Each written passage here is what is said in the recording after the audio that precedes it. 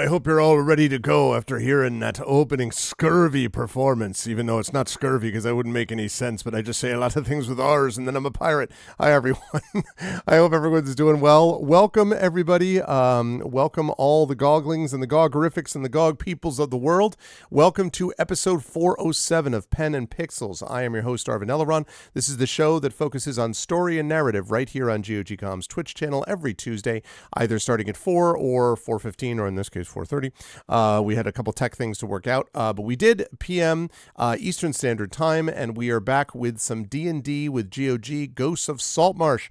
Very excited to return to this campaign. If you have not done so already, please follow the channel. Please check out as well, consider subscribing to us here on GOG.com's Twitch channel. And if you haven't done so already, please consider clicking through and checking out our individual channels, because we have our own subsystems and Patreons and all that kind of good stuff as we go through. Quick programming note for me, which I thought might be of interest. I have a lot of D&D going on this week on my channel, so I wanted to mention that tomorrow night, Wednesday night on my channel at 9 p.m. Eastern, is going to be the premiere of Waterdeep Dragon Heist with Community D&D, and that is going to be DM'd by my mod Shadow Mage, who is going to be DMing for the Shadow Crew of Hoodie, also known as OMG a Truck, Drew the Damager, Echo Alpha X5, plus Tilted Gaming and Yoi Gawain Lin.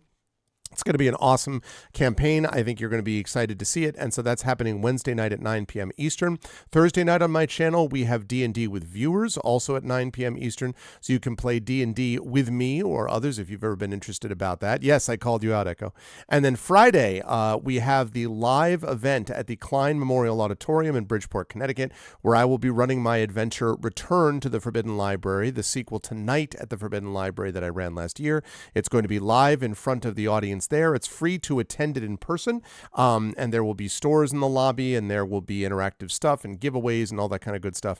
On Friday, the doors open at 5 p.m. The event itself starts at 6 p.m., but I do want to mention that it will also be live streamed for those of you not in the northeastern United States. It's going to be live streamed on the Klein's channel, and then I'm going to try to live stream it on my channel as well, although I cannot guarantee on my channel because it depends on, I'm not going to be able to manage that. I got to be focusing on D&D stuff. So that's the deal with that. So something to keep in mind. I'm very excited for this, but we're hoping for a really good turnout. So hopefully you folks can stop by as we continue a lot of awesome D&D on my channel. And then Saturday, Expedition from the Mysterious Peaks on my channel as well. Lots of Dungeons and Dragons, lots of tabletop that we've got going on now. But right now we have D&D Ghosts of Saltmarsh. And so I'm going to unmute myself and let the folks know that we're ready to go, and apologize for anyone that I may have inadvertently interrupted because I couldn't hear them. And then I will unmute them. And last but certainly not least, I will go over to reveal to you the incredible crew. They are here, they are prepared, and everyone is here except for one of them, who I assume is attending to a certain puppy, if I had to guess. And that's what's happening as we speak. But we will have the player. The person who is owned by a certain dog will be back with us at a certain point. I say this with love as a pet owner myself. I know exactly the feeling. But we will have the others introduce themselves in the meantime. It is good to see you all. Let me start with the person right below me there in the set of squares, and that is Pyron Jade. Good to see you, Pyron. How is life in the universe with you now that all sound works properly? How are you doing, and who are you playing in our evening's festivities? Hello, Chat People. I'm sorry. The huge part of this delay is on me because I managed to kill my sound settings completely. Like, nothing was working anymore. Like, no, not even a little bit. Couldn't even speak. But, just totally silent. So, apart from that, I'm doing pretty okay, actually. I got a little bit of sleep before our session today, and sleep is good. Everybody should get sleep. Yep. And so that is... I'm a pro-sleep person. And tonight I'm going to play Waves Crashing Against Rocks. And if everything works right now, you should now hear their name. Wow, as this wonderful noise. Because Waves Crashing Against Rocks is a kenku. And so kenkus don't really speak in the way that we speak, but they do copy noises, phrases, sounds that they have heard, and then use them to communicate in a way which works sometimes good, sometimes better, sometimes not. And also Waves, as she is called, as they are called by their friends, is a paladin, and currently down a mine, and I think there are no more spiders. Like, no more spiders, right? There's like, we're out of spiders, and this is a really good situation to be in, except for the mysterious foe. So yeah, let's go for that. Yes, I'm sure that's completely not entirely accurate. We will see how that all works out as we go through today. But I'm excited to see how Waves manages things as we go on. And I am also, of course, excited to see the amazing Darksaber 2K continue with things as well. Saber, it's good to see you. How, first of all, as always, thank you for Dashboard and Mubat, etc. And how are you doing? How is life in the universe with you after several weeks of Talisman? Believe it or not, we're not actually doing Talisman anything this time, so it's totally different. How's life with you, and who are you playing today? Yeah, everything's good. Getting battered by a storm like most of the UK at the moment. Yeah, but all right apart from that. And tonight I'm going to be back with Morthwill, and he's a dwarven artillerist who's not exactly got much in the tank, especially now that someone went ahead and knocked on the door. Yep. Well, as I was preparing for this, though, there were some other people who were involved in the "why don't you knock on the door" festivities. It wasn't just Waves. Some other people made that suggestion. So, but yes, we will see how that happens as we go through with Morthwill. And although Morthwill does not currently have close to hand his portable flamethrower, right? He does at the moment. So or anything else. Yeah. What could go wrong? I'm sure it'll all be fine. But always a pleasure to have Darksaber with us. It's also a pleasure as well, as I jump up diagonally, it's also a pleasure to have Peripheral Mike with us, by which I mean Wholesome Horror Gaming Mike, with us. It's good to see you, Mike. Those of you who have the chance to see the live event at the Klein on Friday will see more of Mike's extraordinary video work. If you've watched my Beowulf campaign, you've seen it. If you've watched Eberron, if you've watched Expedition for the Mysterious Peaks, basically, and if you watch this video that I just showed you now at the beginning of this session, that's all Mike's handiwork. So awesome, amazing video person. But beyond that, also is an awesome role player and general good person. So how you doing, Mike? How's life in the universe with you, and who are you playing today? I am really good. It's been a very productive day, and I'm on top of the world right now. I've just hot off of a Lethal Company stream where I did nothing good and died many times to many mysterious enemies. But fortunately, this game isn't going to be anything like that. Now I think we just found the loot room, didn't we? We just found the treasure hoard, and now we're going to retire as adventuring legends that's exactly what's going to happen now. Definitely not some weird, mysterious sound or anything behind a door that we've just knocked on. Not in the slightest. But anyway, I'm playing Silvo Janus Bertulus, our aberrant mind half-elven sorcerer, who is sort of getting his act together with magic. He knows he's got magic, but he still doesn't know how to really direct it. Like, he knows, like, if he gets injured, magic happens, but he doesn't really know, like, oh, I'm going to cast Fireball. Like, he'd love to be able to do that, but there's no training there. There's no practice. So we'll see how this goes. Good stuff. Also, while we're on the subject of Silvo, you should probably log into Roll20, Mike, so we on it. We can have you with that too. In the meantime, it is a great pleasure to have Mike with us. It is also a great pleasure to have Ananda with us, who is here and is. I was joking before, Ananda, as owned by the dog, because as a pet owner myself, I know the feeling of how this goes. But you're here. River is doing well, from what I understand, and is an awesome puppy. But how are you? How is the puppy? How's life with you? And who are you playing today? I haven't quite pulled all of my hair out yet, so that's a good start. Puppy is now like 13, 14 months old, and she's going through the toddler teenage phase.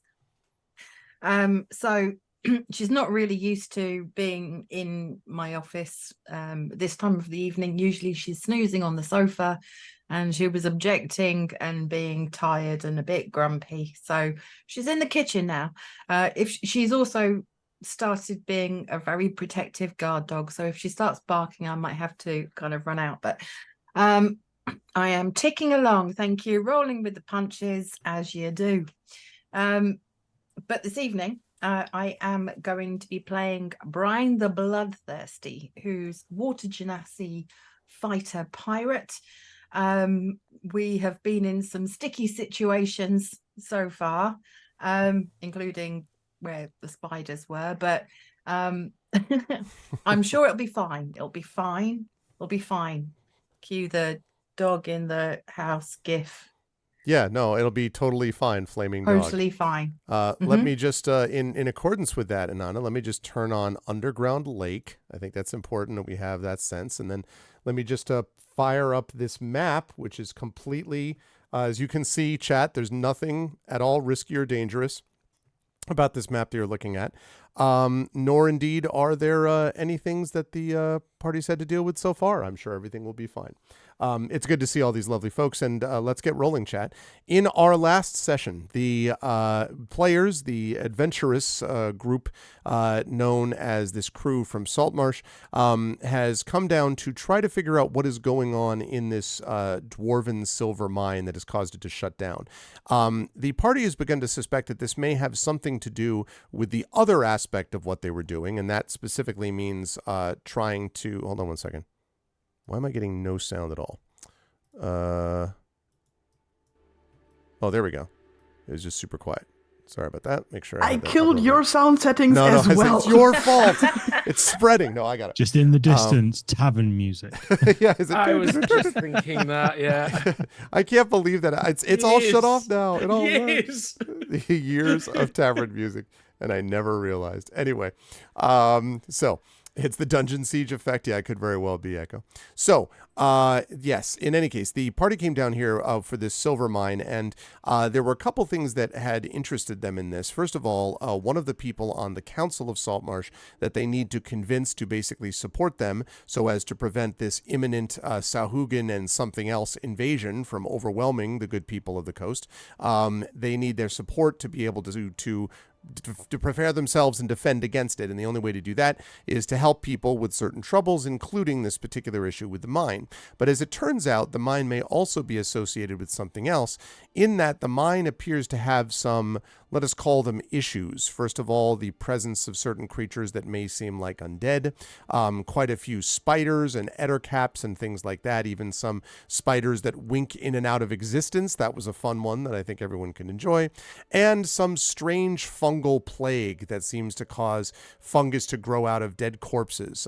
So it's all been, very very productive, lovely time down here in the mine. And of course, the mine leads out to the sea where this ghost ship allegedly has been seen again on the water. And so the party is thinking about when they're going to head off and do that.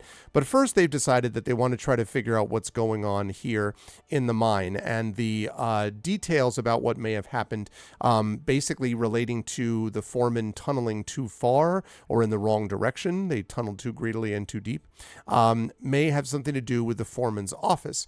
And so the party, following the information from the guards that they ran into, went down past this little area on the left, which is sort of this catacomb tomb thing that you can see to the west, and then came down to that door. And when they came down to the door, they found that the door to the room was locked, and they also found that there were the sounds of this blink, blink, blink, blink, blink, this piano being played badly, heard through the door. So what was decided to be done was, first of all, Waves knocked on the door. Secondly, Waves yelled at the door, like, hello, door, speak to the door, door, silence. And then knocking on the door again, there was silence. The piano stopped. And then there was this sound of webbing of some kind being sprayed against the door, which they knew at the very end of the session when they saw the little bit of that webbing had snuck underneath the door.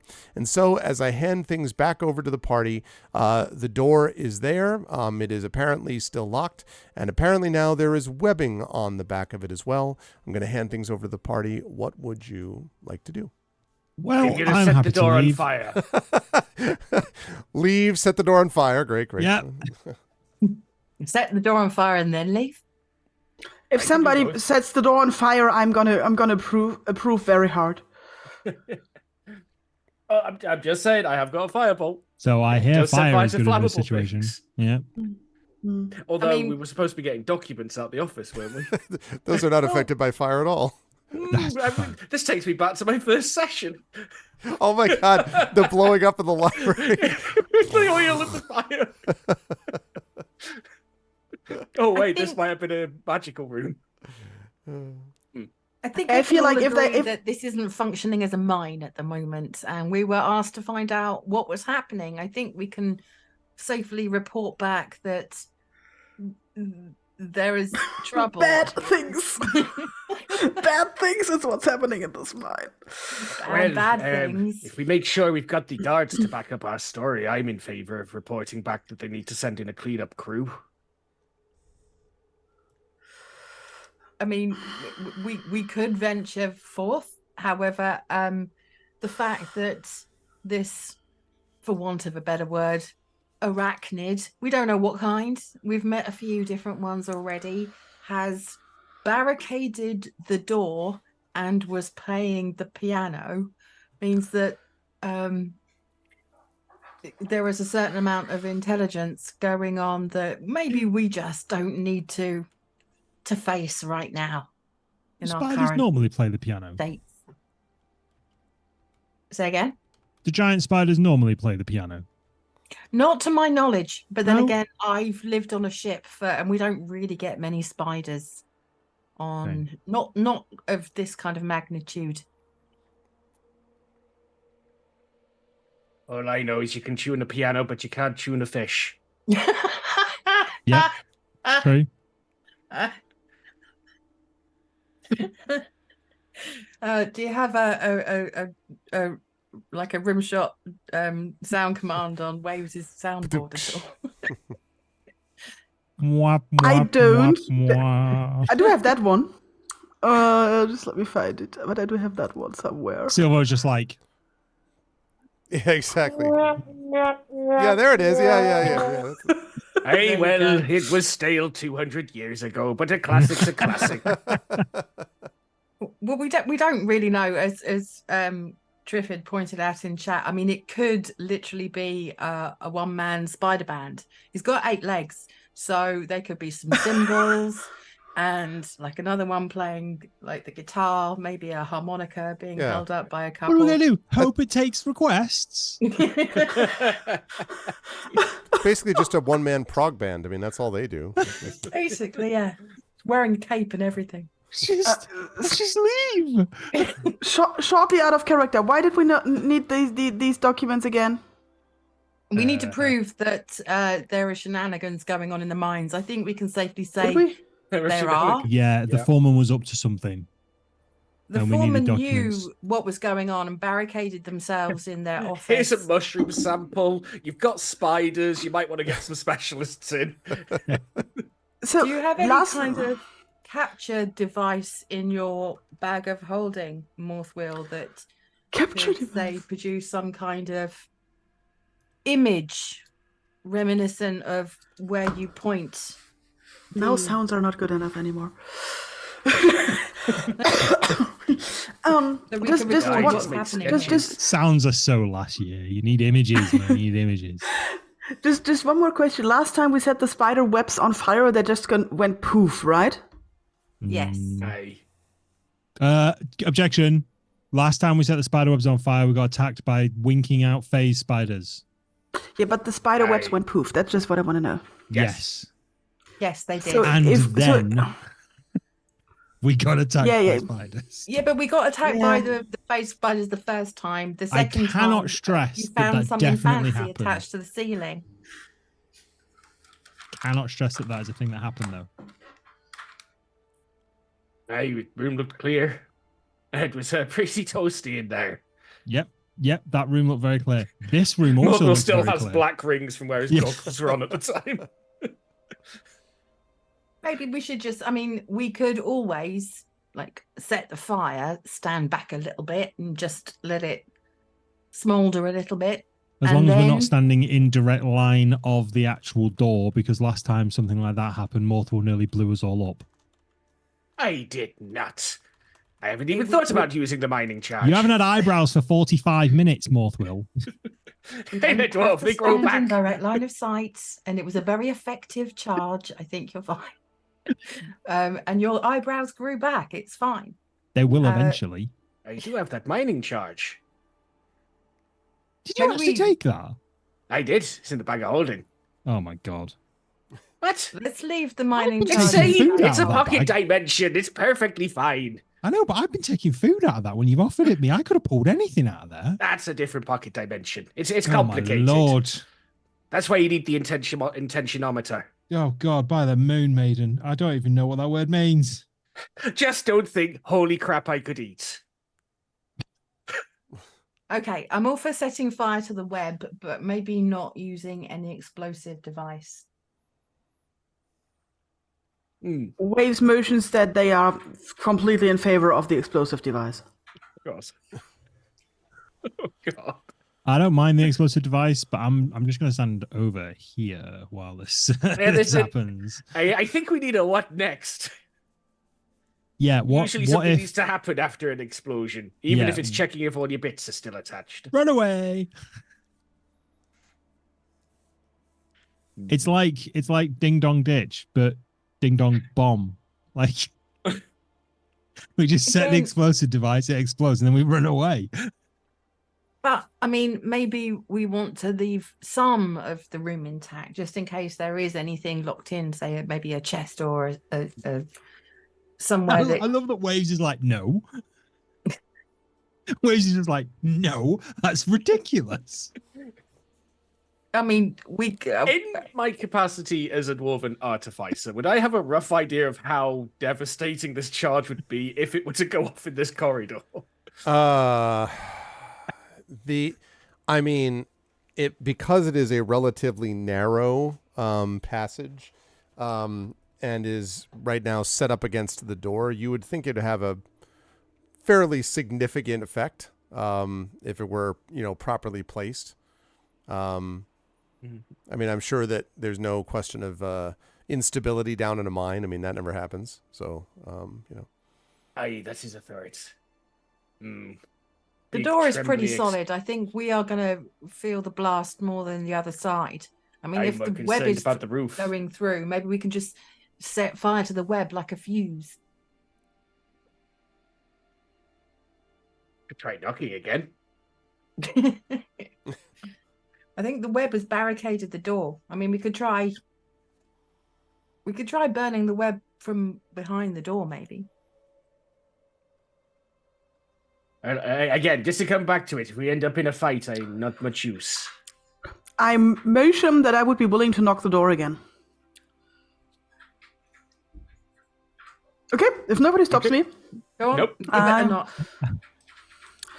I'm going down to the door. I knock again. And what could I say when knocking? Ask if they're the quartermaster. I used that exactly what Morphle said and say in his voice, ask if they're the quartermaster. Okay. So you say that, and then make a perception check for me, please, Waves. Okay. But I've opened this already because I wanted to be prepared. Oop. Can you? Exactly. I really Candygram. wish... I'm a dolphin man. It's a critical fail. Yep. You so you as you sort of are listening, you hear this kind of this and you realize that it's behind you. That Morthwheel is probably I breathing jump. a little heavy. I jump and squawk at Morthwhil in terror. Brian's nearer than me. Why do I get the blame? Okay. Don't I have some whistle or something? Okay. I knock at the door again and say, Okay. So there is there is a pause. And then I need you to make another perception check for me. okay. You hear back. Really sorry. It's always "Roll." asking me whether it's normal or not, and then it's behind all of the other windows. The 10. Okay. I get a +5 on this. Why is it so difficult? Yep. So you do the morale thing, and you listen to the other thing. It and was you really a cat, Arf. Yeah, I know. The morale business. I did assume it was a cat. Wow. Savage. And you again you hear sort of this. It really is just silence. You might hear some movement back there, but it's not doing anything specific. And no one answers the door. I look a bit consternated at my comrades and motion that I would be willing to do more animal sounds, just in case somebody else thinks it's a good idea. Do a roar. Okay. It's the raw of the thing. I It's look over the- at Morthwheel. I'm like, I didn't know she could do that. It's the raw of the giant crocodile. Oh, of course it is. Right. I didn't So know that worked. actually, let me see something. I listen to. Can I get a Yeah. Can I get a perception check again, please? Why? I'm not good at it. You will be eventually. Yeah. 13. It's going in the right direction. Get in there. Yeah. Step by step. It is. Yeah, little by little. Next knock, it'll be a nat 20. Okay. Yeah. So, you make this sort of overwhelming sound, and then you hear the as They're if something is barricading putting themselves even even more more. webbing. Yeah, exactly. There's a lot of more webbing going on. Apparently, judging by the sound. I motion to my comrades that they're apparently barricading themselves even more. There's a parallel D&D game right now where the people in the room are like, "Christ, we barricade everything!" Like right now. Did you hear that noise? Someone It just ate made the some cat. roaring sound outside, and then there was a cat. Oh, Quick, the druid can wild shape into a spider. Quick, web the door. it's the movie Dungeons and Dragons druid who could do everything with no restrictions at all times and could wild shape 75 times in a minute. It's fine. Anyway, Just trying. Is there a gap under I the door? don't think this is working. there is a Day little bit of 13 of farmyard animals. there is a little bit of a gap, Brian, that you can see that has some of the webbing. That's kind of honestly how you saw it in the first place, was this webbing sort of sticking out of the bottom. It's not a very large gap, but there is a little bit of a gap. Okay. In my inventory. I think I've got... Yeah, I've got a tinderbox.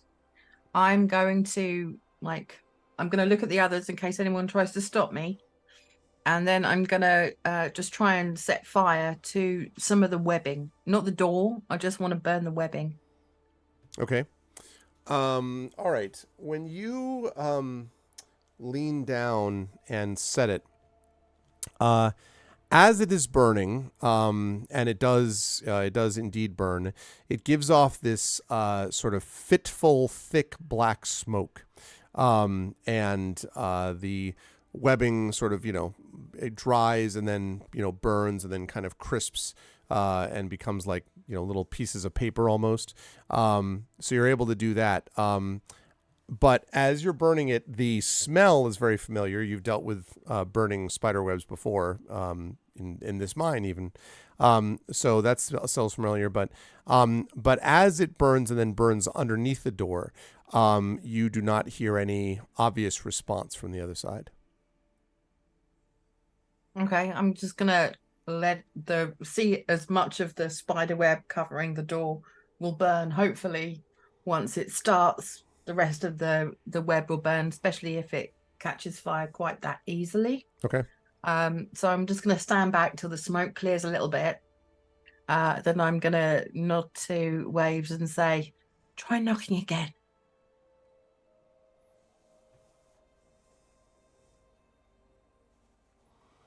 Sorry, my cat is freaking out.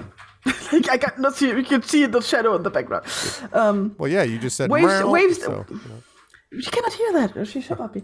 Waves doesn't question why she is the one to knock. She just goes and does it. Okay. And I knock, and don't I have like a friendly greeting or something? I've got the parrot. Just while Pyron's looking for the friendly greeting, can Silvo just turn to Morthwheel and Brian and go, guys, why did we send the non-communicative person to knock on the door? Well, I didn't even want to knock on the door. All right. I kind of roar like a crocodile. Cool. Fair enough. Sounds legit. Yep. Let's go. Okay, let's try. People reacted positively to this one.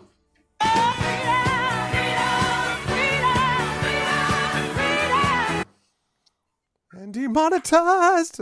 Yep. When she The just spider starts playing along with the piano. that's what I was hoping for. Like maybe Okay. it like positive and it's music, and so maybe this is what it's needed. I would like you to make a performance check for me, please, Waves. Oh, of course. This is my first performance check ever, I think. 10. Can somebody else just do things tonight? I'm just old. So you all hear a very mid performance of Freedom with Waves. Maybe it's a little bit of auto tune. Like Waves' voice is so perfect that it sounds like.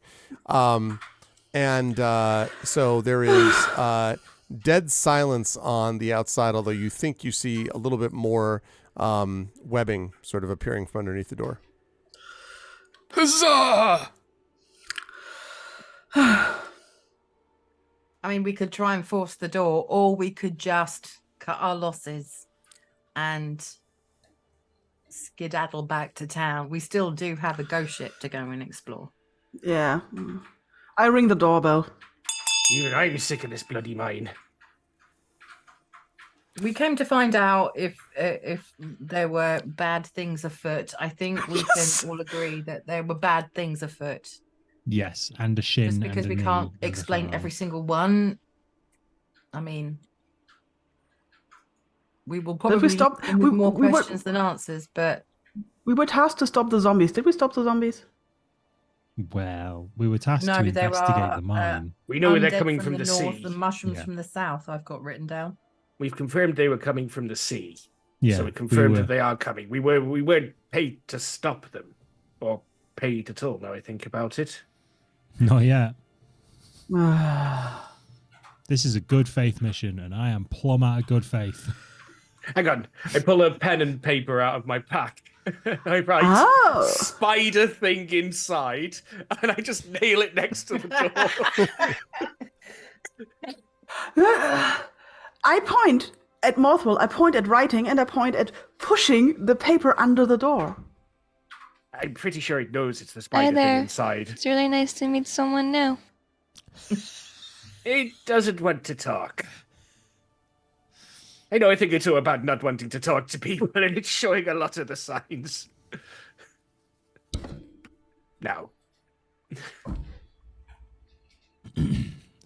Silvo's going to just sidle up next to Waves and just also knock on the door and go, hello, are there any normal human people in there, or is it just horrible spider monsters? Make a perception check for me, please, Silva. Wait, not to insult them. Well, either they're not insulted because they're normal speaking human people, or they can't understand me, so screw those guys. 24. See, somebody else should have done this. Yeah, that's how you do it, Pyron, just so you know. Like, that's how it works. So you, as you sort of lean in, Silvo, you can hear on the other side of the door is this, like this clicking sound. And there's then a kind of a pause, and then you can't tell if it's one or two things talking to each other in this strange language. So it's not normal people in there trying to hide from monsters. It's just monsters in there, right? That's true. No, I'm shouting that through the door. Oh, sorry. So you shout that through the door. Silence. Yep. He turns back. Yep. No normal speaking people. Just horrible monsters that will probably kill us. So, pub? Pub? Yeah. I think we need to report back before going to the pub, but yeah, I think that our mission here is as complete as it's gonna get. I think we all need to stitch ourselves up before going anywhere. Or we leave and then stitch ourselves up before something else turns up. Yeah. So, shall we just leave? Because I'm totally down with that. I'm in favor of leaving. We're not equipped Yep. for whatever this is. Yep. Let's do it. Okay. So you were headed back towards the way you came, right? So back following that arrow? Yes. All right. So, are you trying to be stealthy or sort of otherwise not attract a lot of attention while you do this, or no? I'm trying to be stealthy. I'm clumping. I'm done. I've already screamed really loud. I don't see any use in being I like stealthy. the idea Also of that. Morthwell just toddler stomping through the mine. He's like, I hate this place. I hate this place. God, it's a bloody mine. every- We've even seen a every- pickaxe. Every few steps, I turn back and have a look at the door, like tock, tock, tock, tock. Yep. The door remains closed. It does not at any point depart, leave you with an open passageway. It remains right where it was.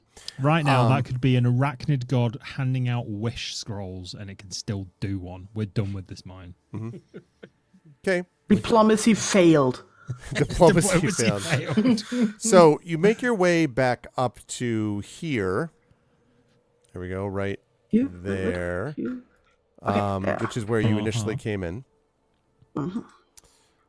All right, and then you're heading over to the door to head up. Who's going first, by the way, as you do that? Go on, I'll get my swords out and I'll go first. Let me grab my token. 1 second. Okay.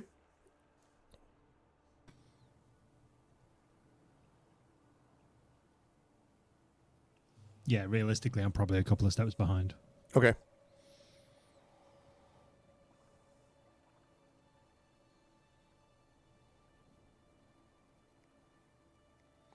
Okay. All right. That us? Okay. He's just placing all the tokens, isn't he? Yep. Okay. What do you mean? No, not at all. Okay. So you get back to the room, and Brian, when you reach out to the door that led into this place, the door is locked. Oh no. Can I listen to the door? Sure, absolutely. Make a perception check for me. Okay. 15? You think you might hear, but this is very like speculative. You think you might hear the sound of maybe wind or something like that out there, although it's a little bit hard to tell. But you definitely do not hear any breathing or anything like that. Wave So- says, Okay, that's it. I've had enough. I'll check if the door's locked with a normal lock. Okay. Yeah. It does seem Silvo gets his thieves' tools out just in case. okay. Yes, it does seem to be locked with a normal lock. Just Okay. as Silvo crouches at the door, he turns to Morthwill and goes, "Hang on, this isn't trapped, is it?" I don't know. I didn't look. Cool. I'll check Can the you? traps.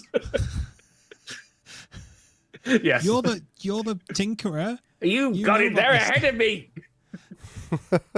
Silvo What just is sort with of leans out. barging past me in He this just sort of life? leans out the way. while they are doing that, I turn my back to them and look back into the corridor just in case the spiders started following us or something. Okay.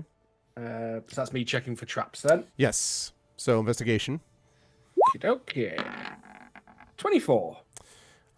You do not believe there are traps. And in fact, when you try to sort of, push and pull and open it, you think that what may have happened here, Morthwill, is that there may be an extraordinarily heavy weight on the outside of the door. You wonder if there's some rock which basically blocked it, or either deliberately or otherwise, leaving you where you are.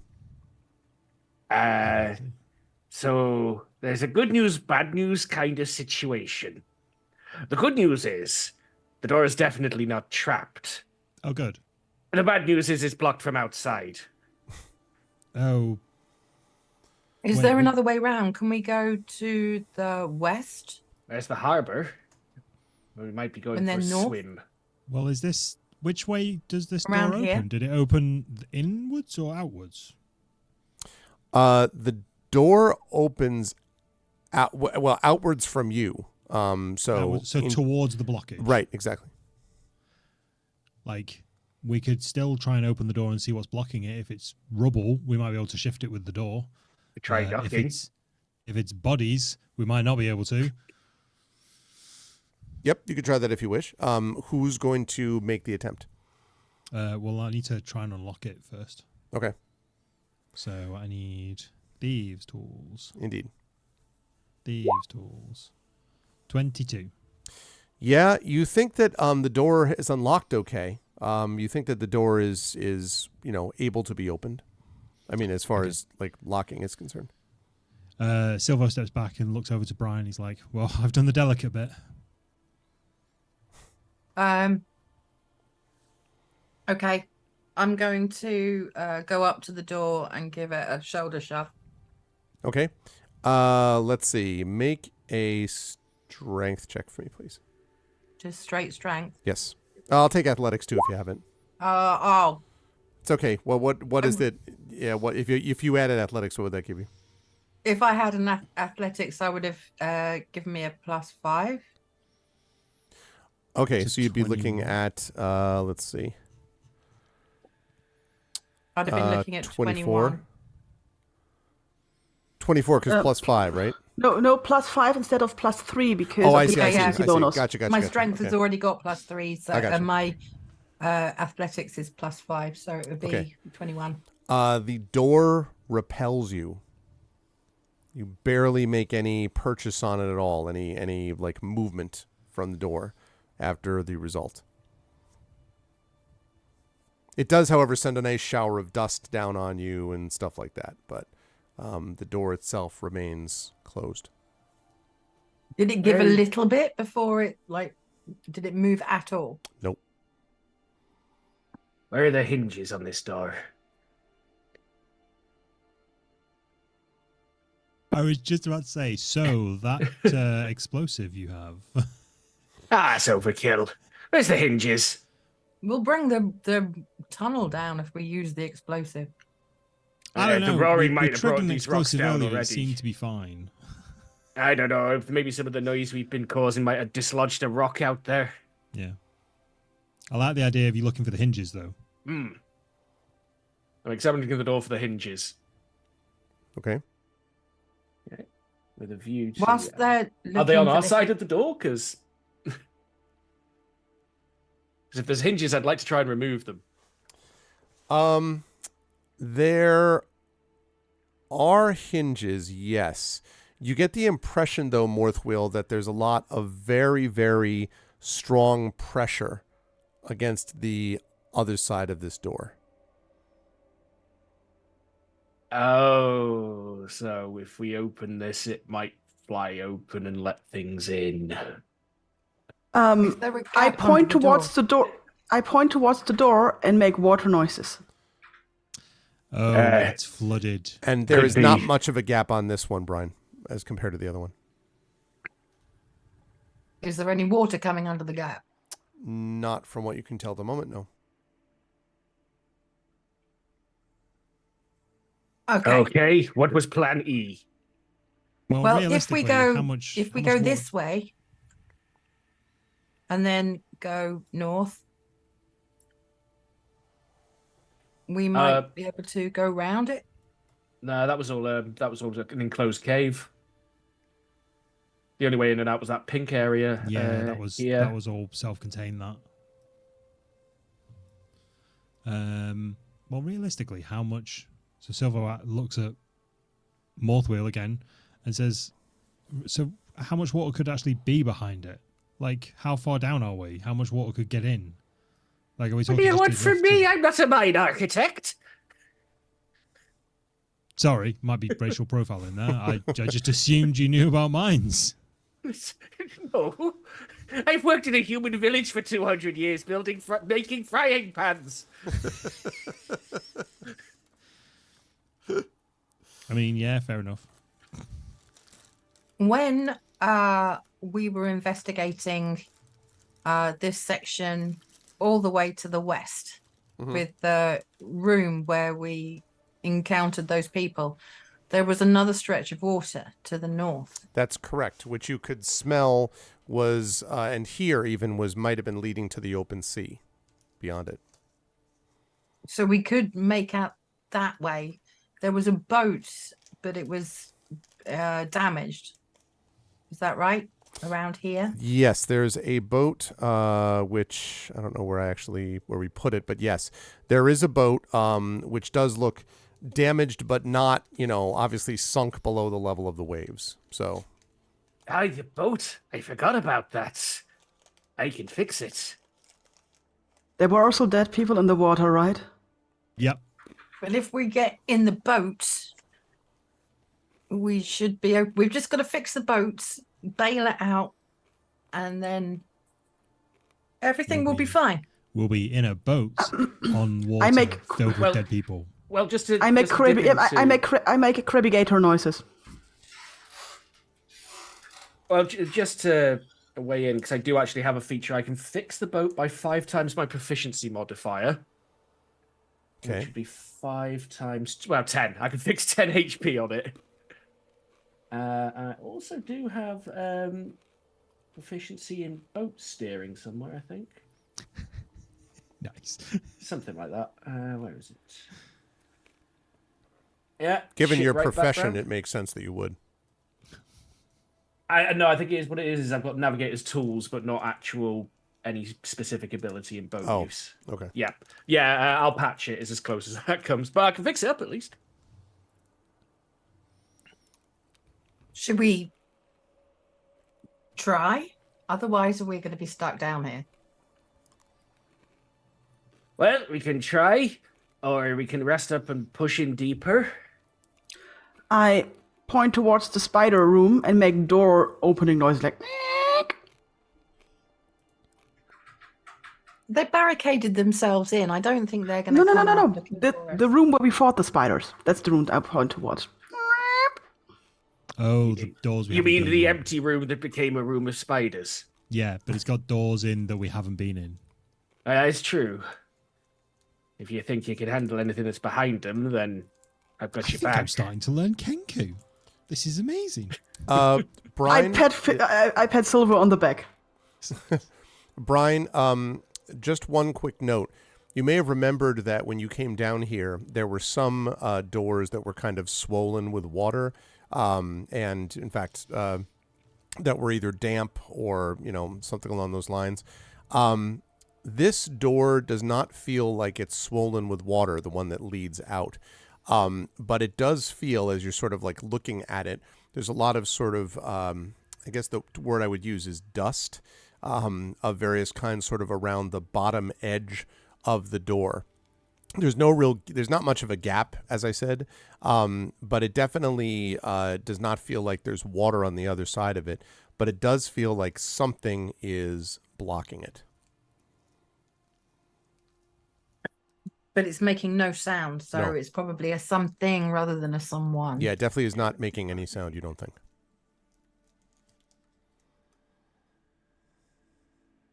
We could either try and find a way of getting through this door. Doesn't appear to be water behind it. But do you know what's However, there behind might be it? something heavy.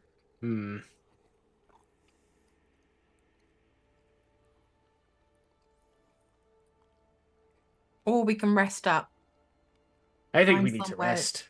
But barricade ourselves in, maybe. I'm happy with that. Waves? Okay, so you're going to try to I'm rest not- up here. Do you have a sense of where you want to do that?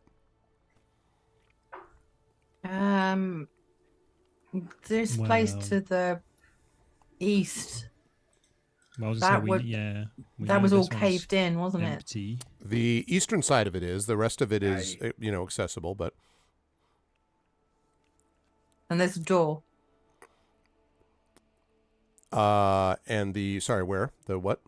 There's a door next to where Morthwell is. Yes, that's right. that was where we got the mining explosive from. Right.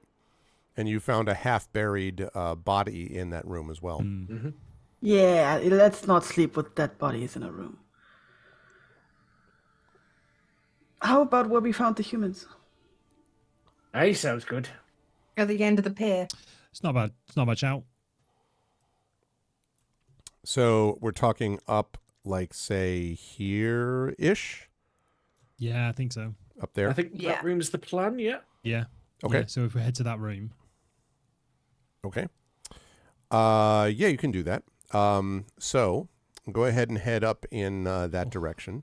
As you're doing this, by the way, are you trying to be, I understand you're not like, whistling like, like I assume you're not being super loud, but are you attempting to be particularly quiet or stealthy?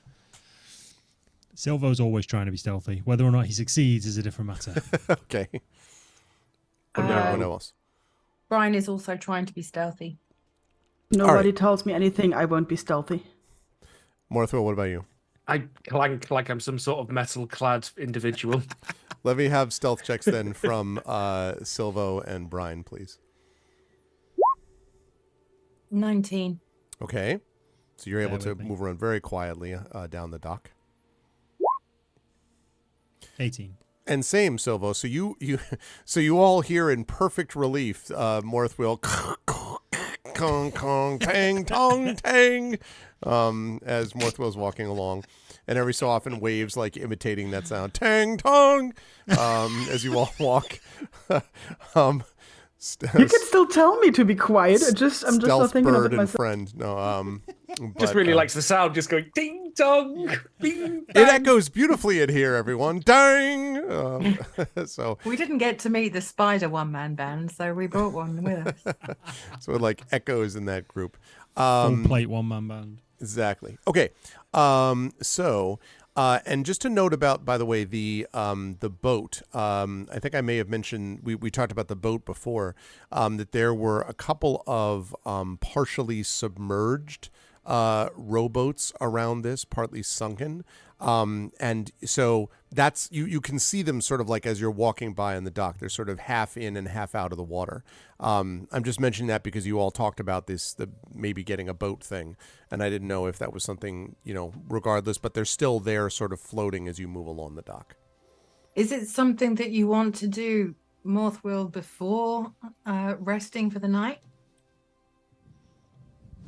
It makes sense, I suppose. Plus, I can actually do it again afterwards, I think. So do that first, then long rest. Yeah, aye, sounds good. Yep. Okay. So let me see if I can actually bring. Do we have a boat token?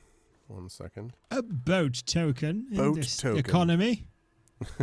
In these troubled times, let's see. Oh no, I can't do it twice on the same boat until the boat's been pulled ashore and fully repaired. So it's once per vessel that we're on. I can do it. All right. Hey, look at that. I have. Okay, here we go. Right. There we go. All right. So you're going to try to mend it a little bit as to kind of bring it up to the surface of the water, more or less. Morthwell, it's like halfway in. So. Yeah. So I can. So it'd be 5 times proficiency, so I'd restore 10 HP to it. Okay. Focusing on patching the holes that are stopping it being. Let me have you make a nature check for me, please. Expected. Interesting. It's full of mushrooms. Sprays you in the face. Yeah. Spores everywhere. 13, it might. Let's see. No, you're sort of curious about what actually damaged these things in the first place, because there are these fairly significant, breaks in the wood and cracks. But you were able to mend it enough, and as the thing floats to the surface, I would like you to make an investigation check for me too, please. You find a tooth embedded in the side of the rowboat. We might have to change our plans. 20 investigation. You find sort of, and it's there's a kind of a I guess I would describe it as sort of a leather wrap that's surrounding something, which has been stuck through one of the, so it has this like string around it to hold it closed, and the string has gotten somehow stuck in the bottom of the rowboat. So when you bring it up, you can see this thing sort of floating, and then as the water drains out of the boat, you're just looking at this damp leather wrapped around something. And it's long and thin, I should say. Hey, it's a strange-looking thing. Let's open this up and have a look. So I'm going to assuming I can, I'm going to attempt to open up the package. Yep, you can open it up. It's a little stiff, obviously, from the water and so on, but when you open it up, you find inside 10 crossbow bolts that are just sort of have a crossbow. That are just sort of sitting in the wrap. Hey. Can I use Arcana to check if they feel enchanted in any way? Sure. Let's see if you can. Yeah. Mm-hmm. All right. Is Morthwell doing this on his own? Unless you were hanging around while I fixed a boat. I didn't know if we were stopping as a group. Oh, well, I was going to do this, then get my long rest. Oh, okay. So presumably you've made your way along then, I guess, Silvo, unless you want to head back. I'm going to keep an eye on Morthwill whilst he's doing this before going. I was going to row the boat over when it was finished, give it a test close to the dock. Okay. Waves, what are you doing at the minute? Oh. All minion-like, I go where the group is. Oh, okay, I'll stick with the group because I was just going to say. And I'm keep looking over my shoulder for spotters and everything. I'm just very nervous around the water where the crocker crab was and everything. Mm-hmm. So when Morthwill pulls these crossbow bolts out, I'm just going to turn to Waves and go, oh, that reminds me, can I borrow your crossbow? We have one load of crossbow for the entire party. I hand over the crossbow. I've got a crossbow. Thank you. Well, then I take my crossbow back. Hey, no, Brian, can I borrow your crossbow? Well, I have used it previously. Waves, can I borrow your crossbow? In the meantime, I've rolled an 18 to check the box. 18. Is this Waves looks critically at you and doesn't give you the crossbow right away. I want to see how the crossbow situation devolves further. You do. Sorry, go ahead. I don't That's okay, want the man. bolts. Okay, I've I'm got- gonna. Well, I'm not getting. Waves is I've very got apparently not bolts. giving you the Putting them balls. in my bag of holding. Nobody's getting these now. I'm gonna. If you're gonna hand squabble Silver like my children, crossbow, I'm but I keeping want them. it back. Wait, okay, one at a time. I just want to be able to defend myself without having to rely on inconsistent magic.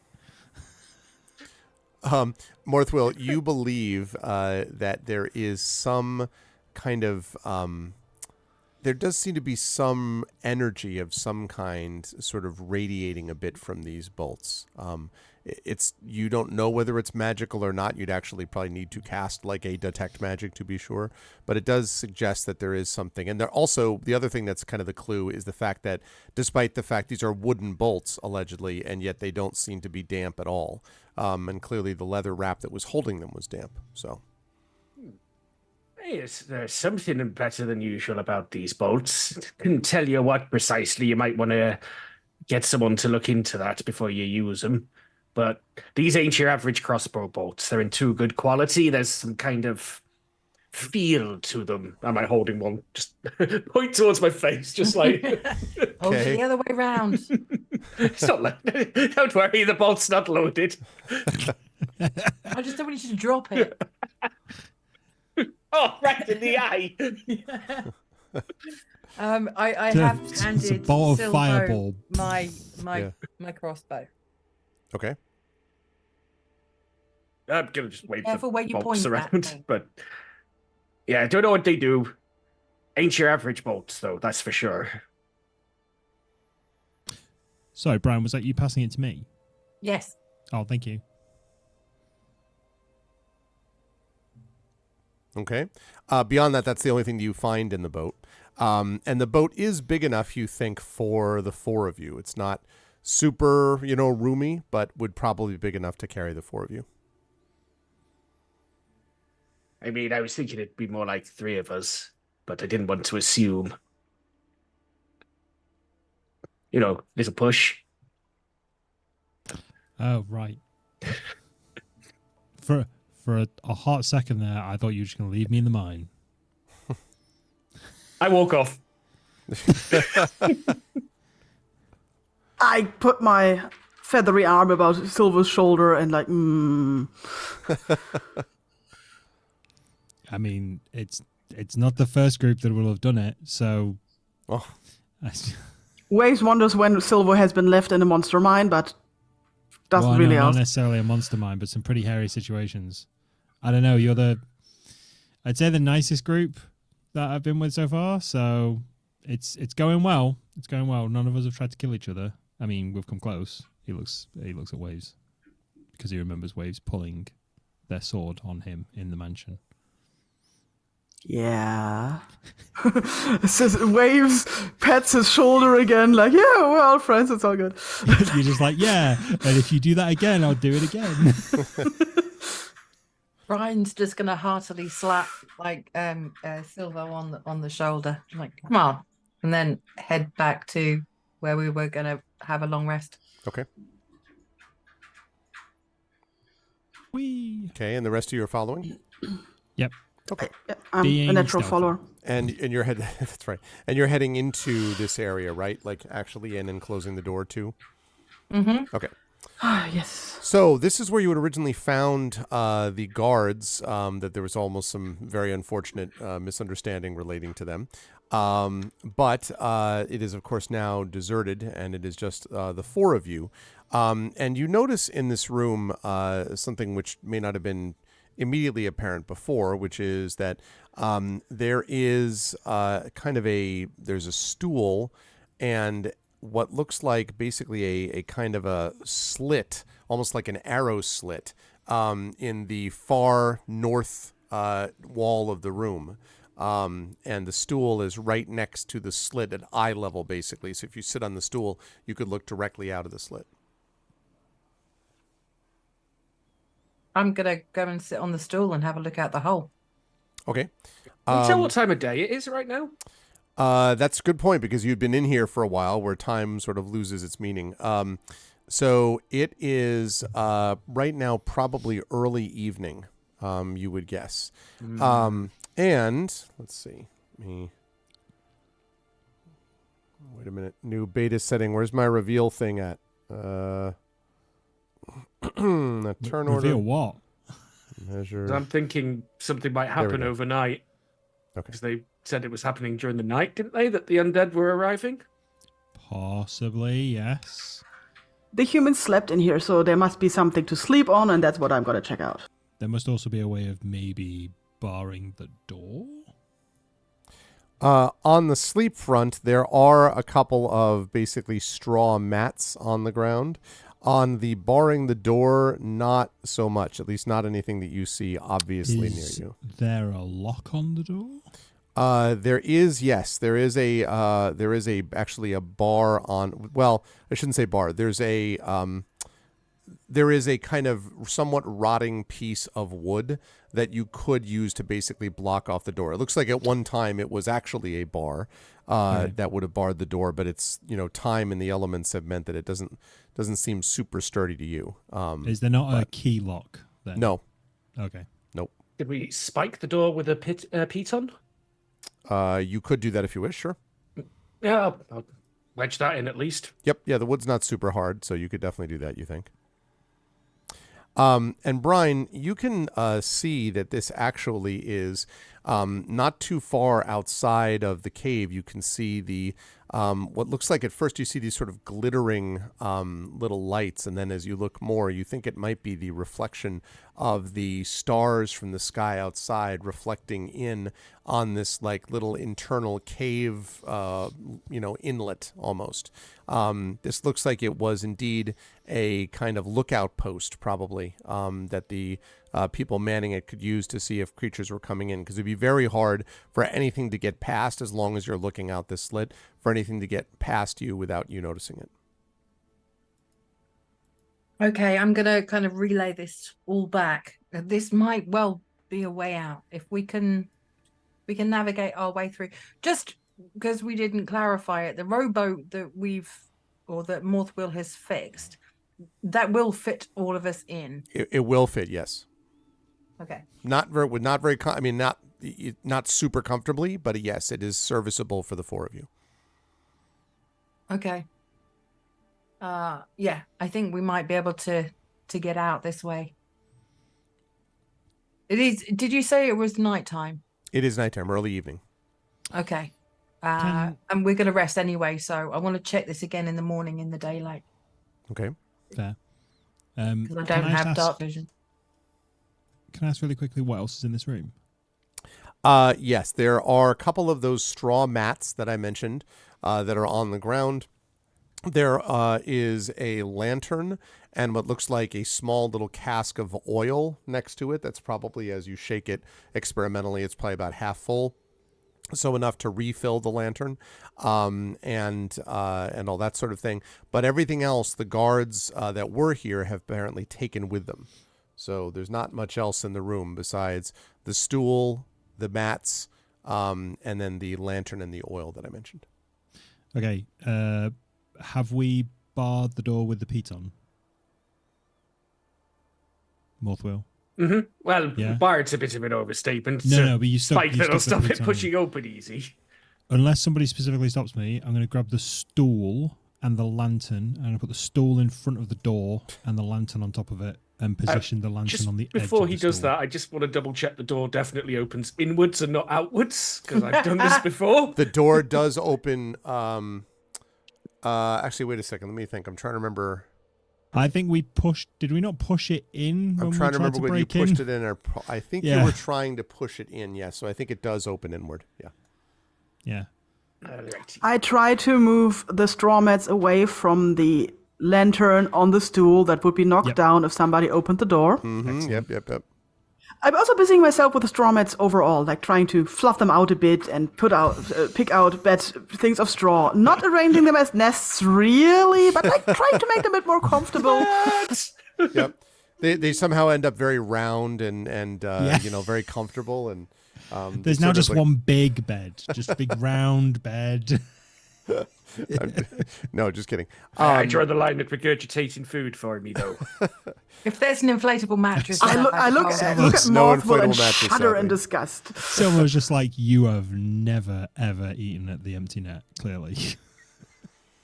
Hell no, lad. I've seen what they put in it. Absolutely.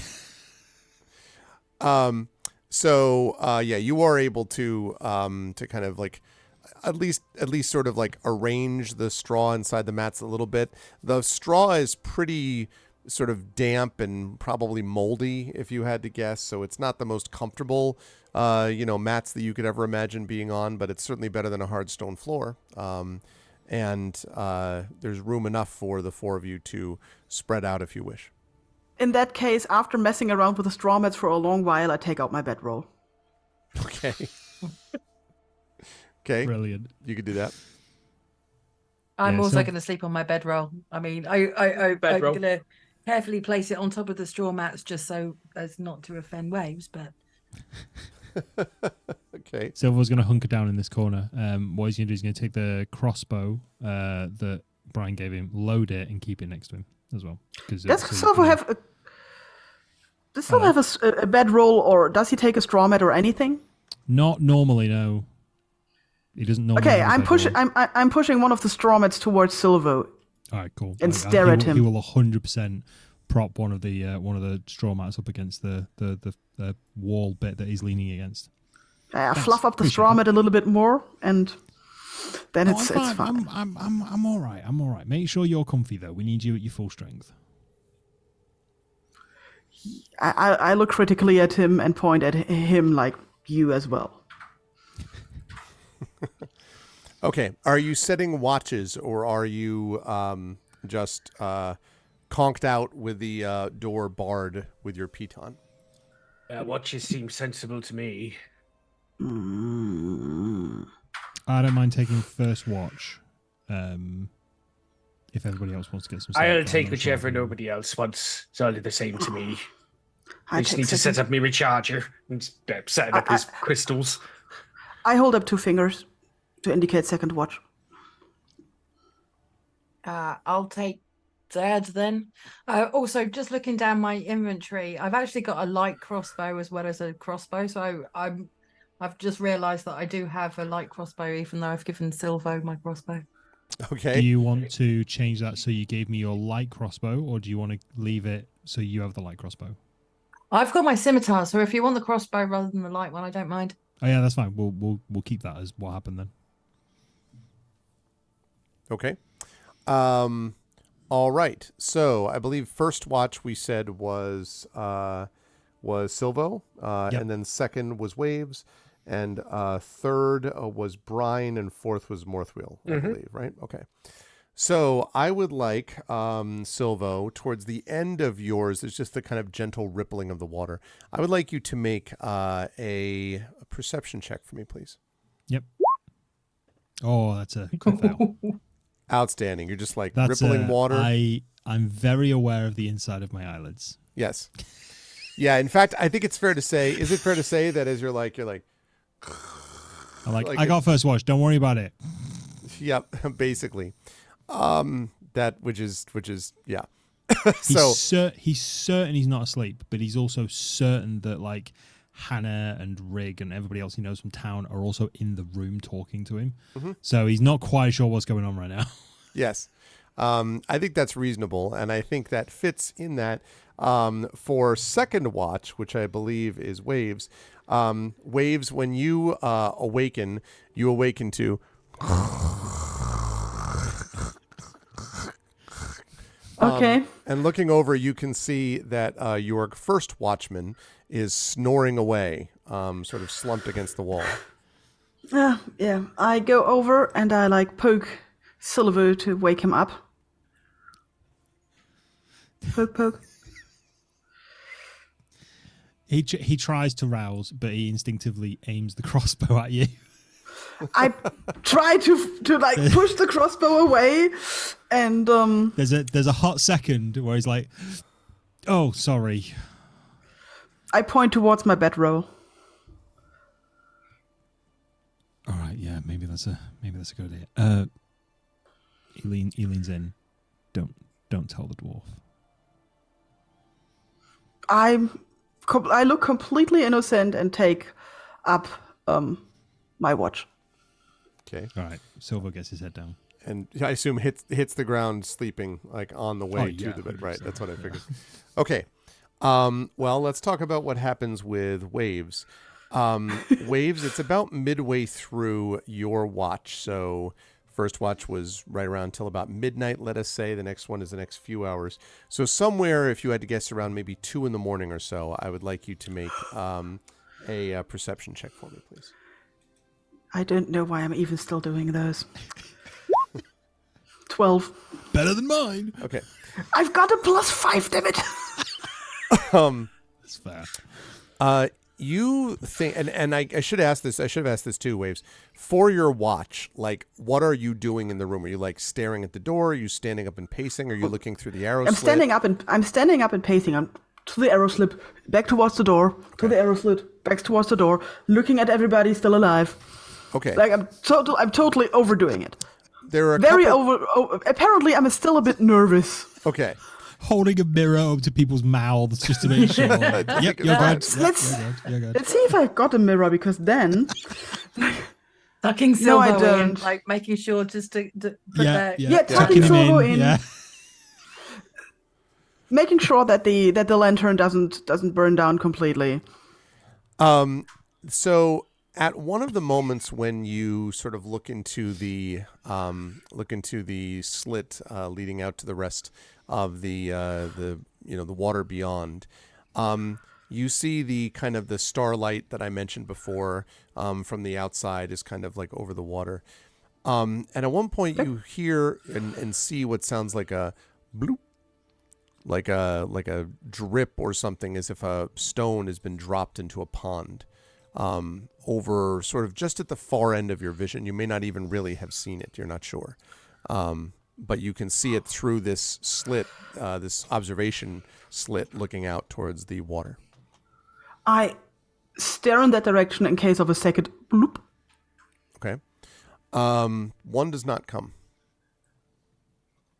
Okay. I keep on doing my watch until it's time to hand over to whoever is third watch. Which I think is Me. Brian. Okay, the rest of it passes sort of uneventfully. So Brian, Waves wakes you up at the appropriate time. This is probably about 4 a.m-ish, I guess. Would be my guess here. I look at Brian, point towards the window slit, pull her there, point outside, and say, bloop. I will keep an eye out. And I'm going to do the same thing that Waves did. I'm going to move between the window slit and the door. Okay. Okay. I'd point towards your bedroll to see if I can use it, because Silver is on mine. Yeah, help yourself. It's kind of cozy. Okay. I slid in the still warm bedroll. Yeah. I was going to say, I was trying to decide if it was warm or if it would be cold and damp from a water genasi. I was trying to decide what, like, what would She's the actual not cold and leftover- damp. Oh, She's not no. cold. Not and personality wise. I'm just talking about, Okay. Yeah. So you were able to do that.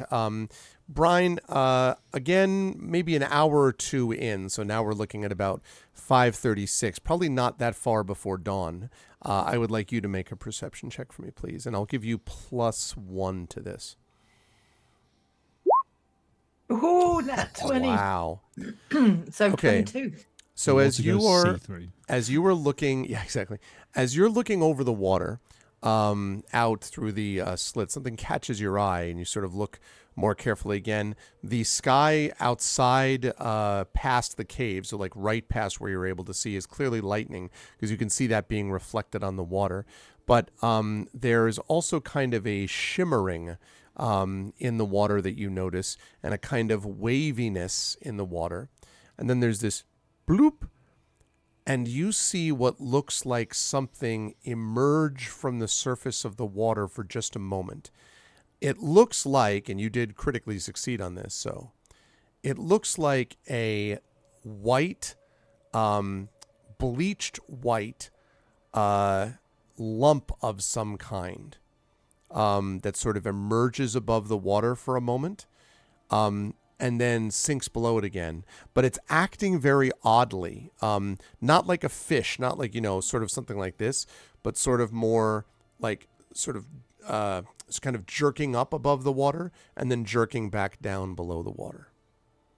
Did it look like an animal, or did it look man-made? Neither. It's impossible to see how it could have been human. But it could have been an animal, but it was acting in a very odd way. And as you watch, you see it again, sort of lift above the water and then go back down. And Have I seen anything like that before? No.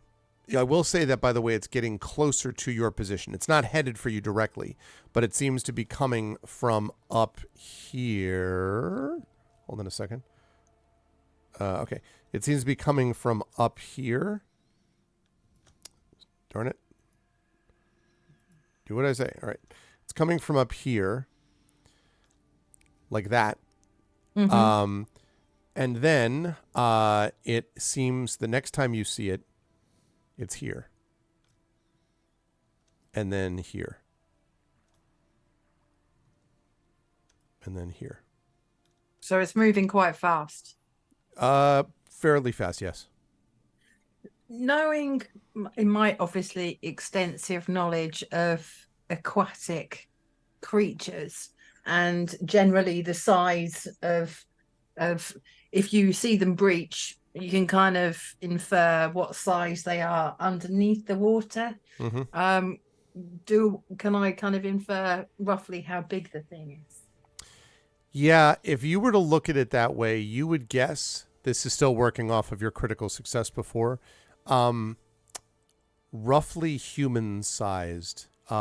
Specifically, if you had to guess, the size of a human head. The size of a human head? Yep. So, I was thinking kind of like whale size. That's okay. Smaller. Yeah, considerably smaller. Okay. I haven't heard anything from the door. No, not from the door. Okay, I am meticulously keeping an eye now on this floating head size thing. And it's going to pass out of your sight momentarily, so like you'd have to go to the other side and unbar the door and open it slightly or something like that to see it. But your observation thing up here is going to lose track of it shortly.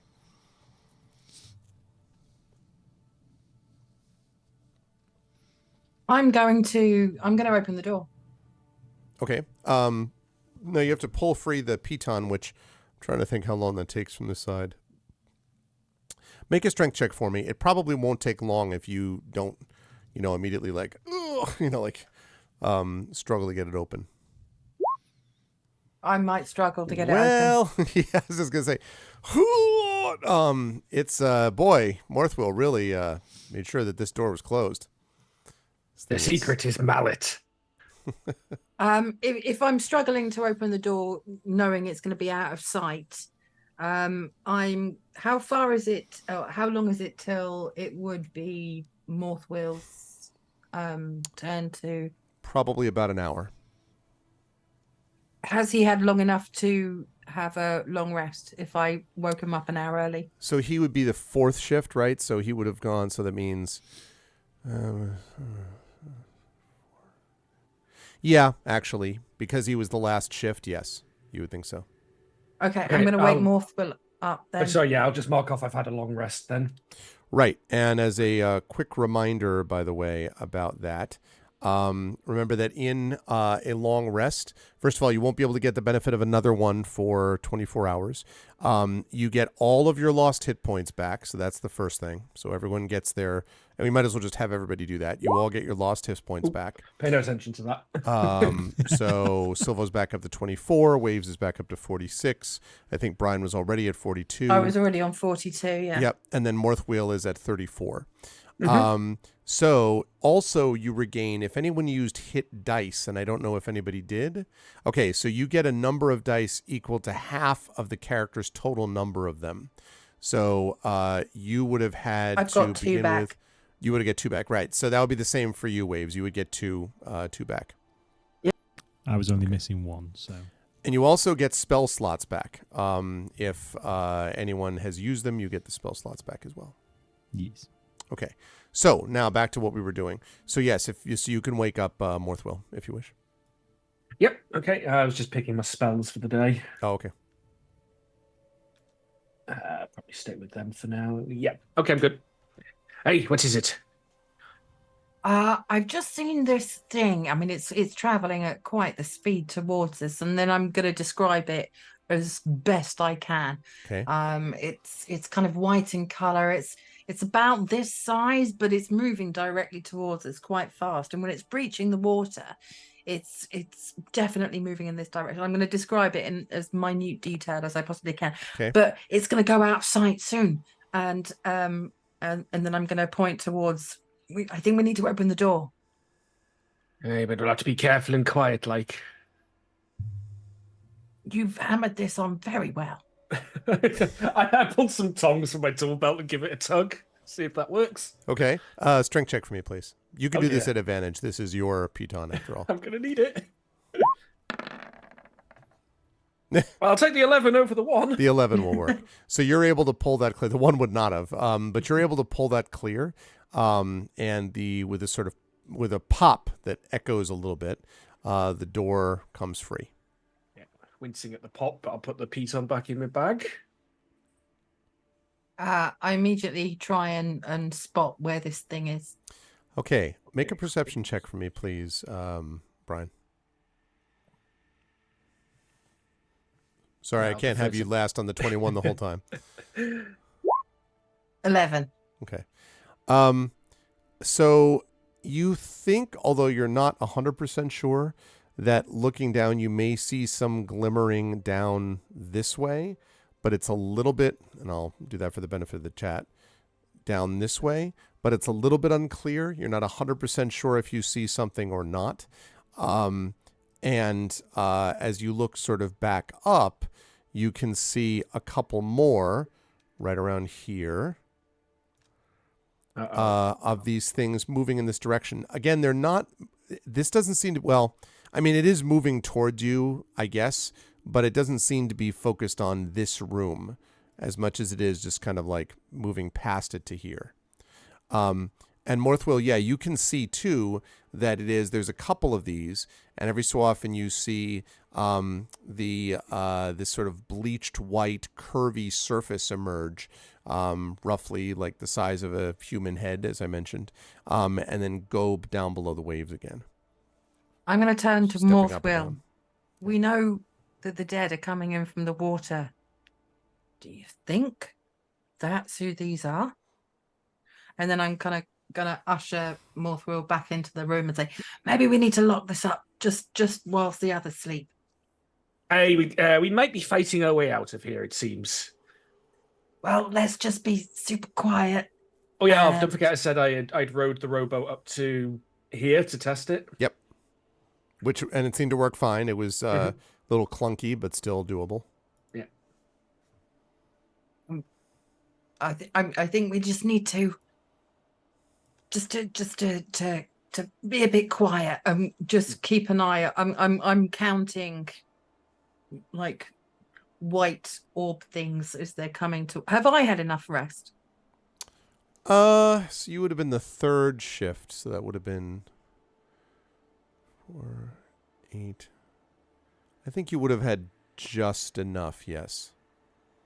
I mean, if I hadn't, it was only really the hit points that I was going to be, or hit dice that I was going to be getting back anyway. But right. That's good news. Yeah, I think you did. Okay, brilliant. Yeah, I'm going to keep count of these heads that are coming towards us. Probably in the time that you're watching, in the good 10, 15 minutes or so that you watch, you see maybe 1 or 2 a minute. 10, 11, 12, maybe 15 heads of this type sort of moving past you, past your position towards the larger bay down to the southeast. I'm going to relay this information to Morthwell. How And many a minute? Well, I mean, there's like going to be, there's at least 12, 15, something like that. There's a couple of, there's one every couple of minutes. That's a lot of things. This is not going to look good unless they move on. But as we know, they're not that easy to kill. Maybe the spiders will get them. Right, maybe. Plus, I walled off that area, so they might not get anything from that spider person cave thing. Yeah, I'm just gonna I'm clock watching until it's time to wake up Waves and Silvo. Okay. Yeah, I'd pull out an hourglass and I'll just be keeping an eye on, how many are passing in a period of time as well. Okay. Yeah, you can certainly do that. And after about another hour-ish or so, roughly speaking, you were able to wake up the final relief, let us say, of the water. Wake up your companions, basically, and have them greet the day. It is kind of a gray morning, but it's definitely lighter when you look out through the slit because of the sky into the open ocean that you can see. Can we tell roughly how far away that the kind of the open ocean is? Where you showed me where I first saw the head, for want of a better word, right, coming towards where I'm assuming it's shallow enough so the dead was walking on the bottom. Could be. It would account for the jerkiness of the movement. Yeah, it's conceivable. Probably it's about 100 to 150 feet from your position is where the opening to this cave is visible. Okay. And I know that the skeletons were moving quite fast. Mm-hmm. Were they just, whilst I'm doing mental calculations, were they moving roughly as fast as we would move on land? Maybe not quite that fast, but definitely not weighed down the way that you would have expected creatures in the water to be. Okay. When we're kind of rousing Waves and Silvo, alongside Morthwell, we're just going to explain everything that's happened during my watch and Morthwell's watch, and roughly how many dead we think are coming in, where the boat is, how fast they're going. Okay. Maybe if we kind of scooch round to the west on our way out, we might avoid the kind of stream where they're coming down towards. That kind of information. Mm-hmm. Yep, okay. Makes sense. Okay. Yeah, you can do that. I think we might need to just get in the boat and go, because this situation is not getting any better. It's kind of escalating a bit. We've got enough to tell them, yes, the mine's definitely cursed. You should probably get someone on that. We've got a thing to take care of. Might be late. Much. We've got a boat to find. Okay. Yeah. But at least we've got enough to tell them that and some bastard maybe sealed us in, or we sealed ourselves in. It's hard to tell. Yeah, there's been a bit of ruckus. Okay. So go ahead. I try to get Morthwell's attentions. Point outside, and say, bloop bloop boom. I don't think we should blow up the mine. I shrug and let the topic drop. But hey, it just means we got it for another time. Okay, so you are making your way out to the boat, and then you're going to try to row out of here. If I understood that correctly, that's the plan. I think so. Yes. Okay. All right, you can do that. So, as you have your boat, and then you're headed out I'm gonna freehand this. I assume this is the way you want, but correct me if I'm wrong. So you'd want to go like that way. Yeah. But Yeah. like maybe slightly to the, because if we first saw them coming in down here, I want to try and avoid them in the shallows. So maybe going up this way. We check to see if there's any more still turning up before we actually leave. Yeah. Okay. All right. So, let's see. All right. So when you get out on the boat, what are you looking to find then before you head off to the north? Well, I, having dark vision, would like to see if I can see anything around the dock area, although it's 60 feet's pushing it a bit, I think. Yeah, although don't you have those? Nope. Oh, wait. Yeah, Yeah, wait. no, you Yeah, did. there was a thing. I forgot about the thing. You did. You got a cool thing. Yep. I did get a cool thing. Those Where was dark it? vision extendo goggle Yeah. things, right? That's right. I thought that was just something I'd modded into Baldur's Gate 3, but I have it here as well. This is far The superior to Artificer mod. Baldur's Gate 3. This is real. Okay. The Artificer mod does a good job of putting in fun gadgets that you can buy. No, Well, this is also why we know that spiderwebs burn so well. Yep. Oh, there we are.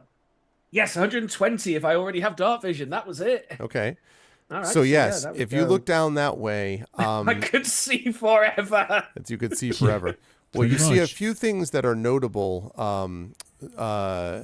Morthwheel, which is, first of all, it looks like the other boats, remember there were a couple of them that were sort of submerged here.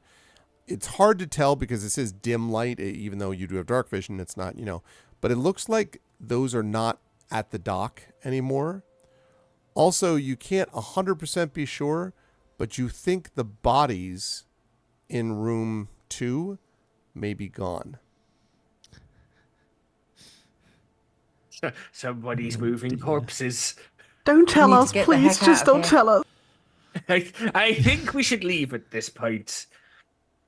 I believe the appropriate word to use in the debriefing is infestation. Yes. Many monsters, big infestation. Yeah. Not paid enough is what I'm getting.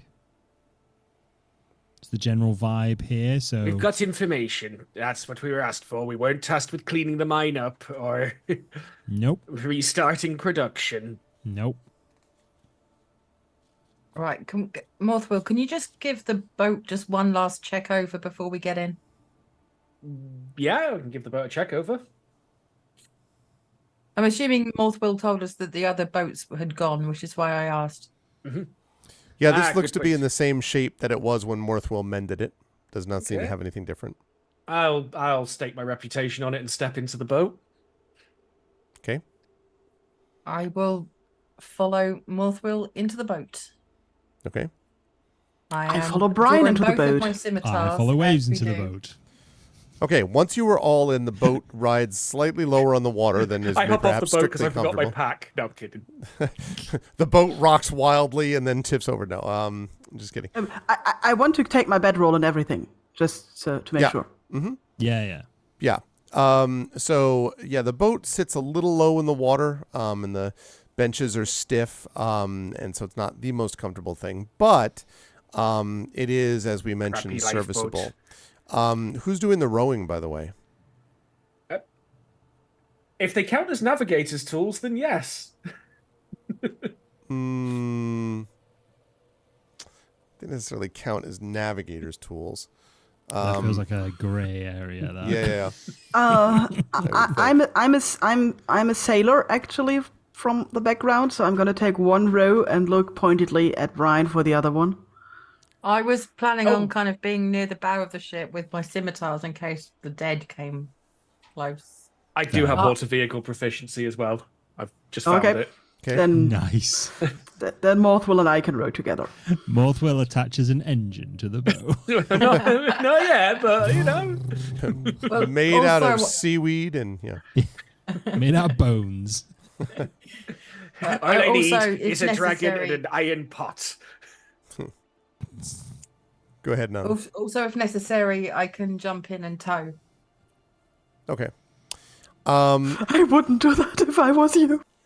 Yeah, you're able to. Which is why I asked how fast they were, Yeah, hopefully we don't need to Dante's Peak this. because I'm faster in the water. True. Okay. So you were able to row out without much difficulty, and as you sort of row out of the area, you can see there are a lot of sort of these strange white things on the shores of the sort of rocky shores of the inside of this cave.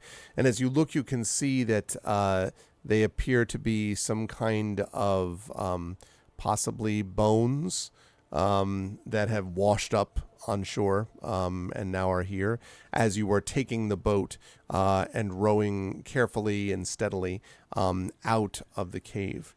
And when you emerge, let's go back to our main map here. 1 second. Line must be drawn here.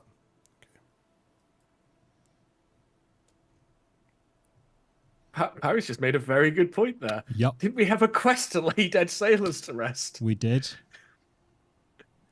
Well, Yep. let's go back to the priest and go. They're all in I've there. got a mate. bag of holding now. They're all in there, mate. Go fill your boots. But he also wanted us to bring the bones, you know? He was like, bring the bones, we put them to rest. And I don't see us doing that. If we could, I think it was If the we were going to do that, stipulation I there. think we needed a bigger boat. Or a bag of holding. I'm so in favor of us getting a bigger boat, so Yes. yeah. Has been the whole I time. love the idea. I love the idea of Morphle going to empty out the bones out of his bag of holding and just loads of jerky falls out. So, oh, sorry, wrong interdimensional pocket. I promise it's beef. I promise it's beef. I found you some sailor remains. So we're just eating it at the side. Not what it looks like. Sailor Green is made of people. Okay, so And a mine. and the mine. Yeah, exactly. So you make Sailor your way. jerky. Sailor jerky. Brilliant. The mechanical mine, the explosive charge just clanks out of the bag of holding as well. It's just like, yeah. We should really tie that to something. So you make your way out the boat with both Waves and Morthwill, I guess, rowing away steadily with Brian ready in case the dead should emerge. You don't see any of that. But as you emerge into the early morning light, kind of blinking a little bit in the light, it takes you a minute, but probably Brian is the first one to see that there is a fairly large boat that is on its way apparently towards you. You can see that it's coming from the vicinity of Saltmarsh to the south, and it seems to be heading directly in your direction, in your orientation. I knew quite a lot about the ghost ship, that's name I can completely remember without me looking rapidly through all my notes. Is it that one? Is it the ghost ship? It doesn't look like a ghost ship to you. It actually looks like a fairly robust ship. Decent size, probably a few decks in size. But it is headed directly for you. And you can see that the flag that is waving from the mast, you can see has what looks like some kind of a whirlpool or tornado or something on it. Black against a backdrop of pure white. Is it a flag I recognize? No,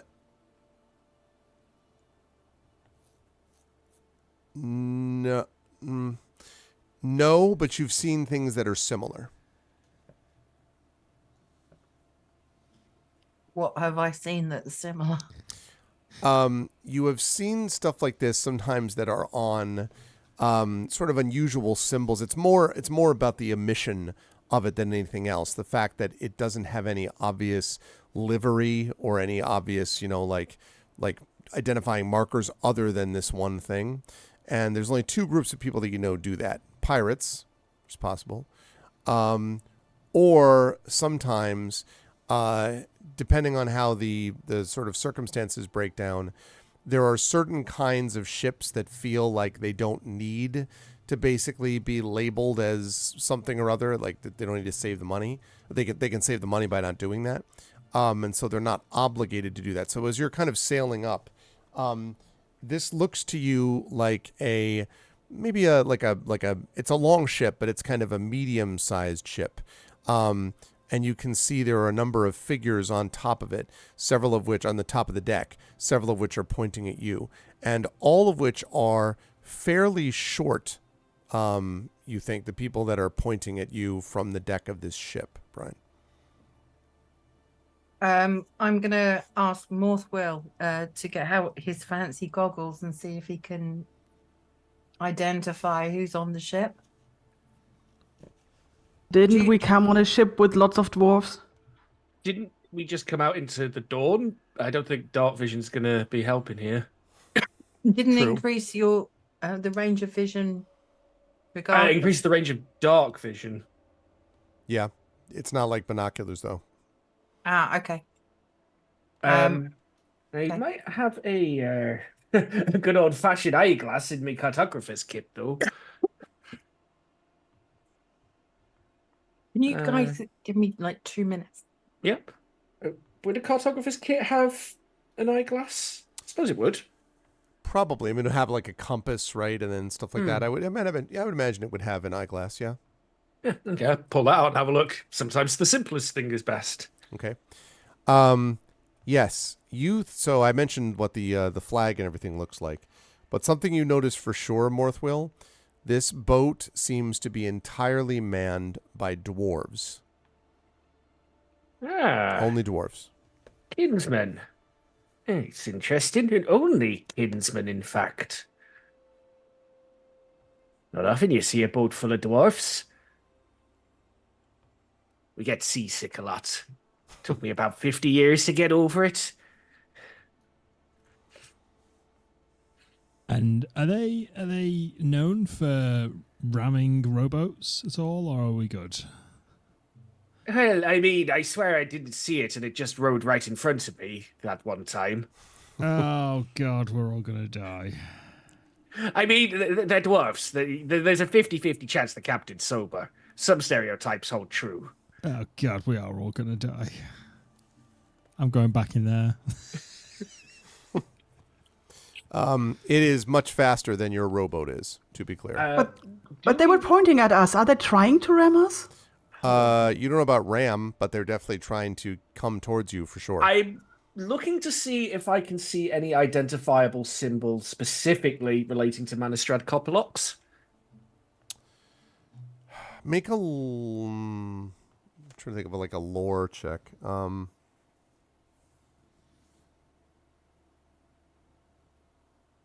Intelligence. Okay. Just straight up intelligence. Yes. Okay. 13. Yeah, you think it's possible, although this seems to be one set of people under one flag for sure, like not a bunch of different sort of motley crew type of stuff. And the ship is going to be pretty much like on top of you. It's either going to try to ram you or it's just coming towards you and then is going to kind of pull alongside type of thing. But it definitely looks like it has seen you and is headed in your direction. Right. Oh, my abilities. So we're saved. Yeah, they work for someone. Yeah. Not sure who, though. Question is this going to be better or worse than the spooky haunted spider mine? I think you answered your own question. It was a spooky haunted spider mine. Yeah. But also, if they work for someone, that might involve politics. I'm a bit late to be worried about that. By about 300 years. I cannot find the ability I'm looking for. Where is it? Yeah, you would guess that they would arrive at your location about a minute. A minute. Mm-hmm. Mm-hmm. Maybe we should just. Okay. Can you yell stop? Really, really loud, Waves. Okay, one moment. Preferably not the crocagator thing. Okay.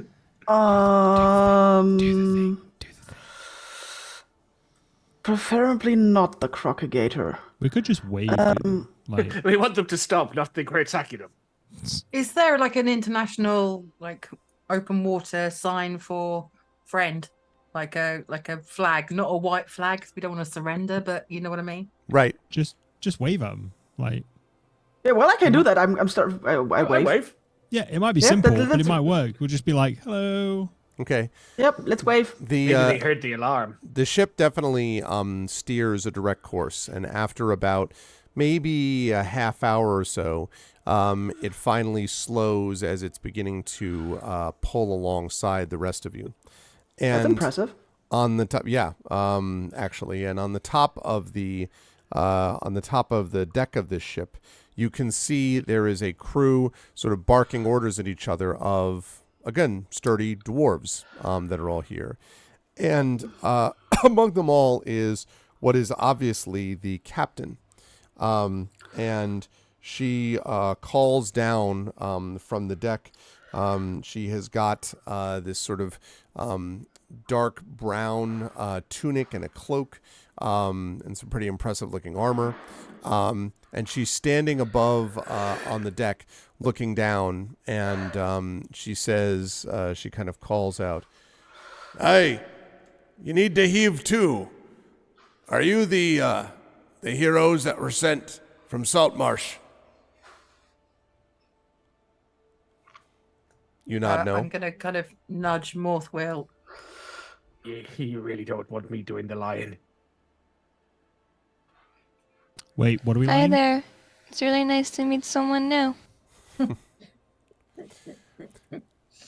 And there's a pause, and then, "I bet it is you. Well, it's good that we found you. We were sent. You track you down if we possibly could. I'm Wolgar Windrune. This is the soul of winter." And kind of points the ship. Oh, it's that one. And then sort of gestures, and rope ladders are thrown down, like over the edge of the boat of the Soul of Winter, down to your boat, and says, "Unless you have any sentiment for that thing, I'd be gone from it. That rowboat doesn't look very stable. Whoever mended or fixed that thing has got some work to do, I'll tell you." A bunch of people laugh. "I could have mended that in kindergarten." No, he doesn't say any of that. But We set his boat on fire. exactly. No, he's like, no. But no, he doesn't do that. But he does suggest that you get off of this boat because it doesn't seem very seaworthy to him. Can I just grab that chap's name again? The captain. Yes, his name is Wolgar Windrune. Spelled how Do it I sounds. believe what he's saying? You can make an insight check for me, and the name is WLOLGAR WINDRUNE. Excellent, thank you. Perception. Did you say? No, insight. I'm so uninsightful. Was that an I 8? believe everything he said. Yeah, I mean, it seems perfectly valid. Totally legit. All makes sense. Pretty sure he's sober, at least. We're all gonna die. I'm like looking at the others. Come on, let's get on board the big boat. Yeah, Morthwell's going to climb aboard. He's at home among dwarves. I trust Brian. Let's go. Okay. Sure. What's the worst that could happen? And when you're on board, you can see a group of these very sturdy dwarven sailors all kind of like making their way around you and kind of bustling about.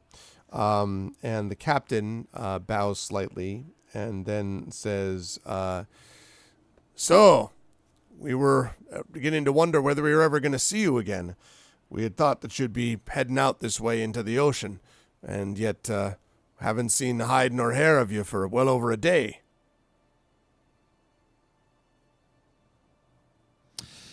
Well, we've been busy doing hero stuff.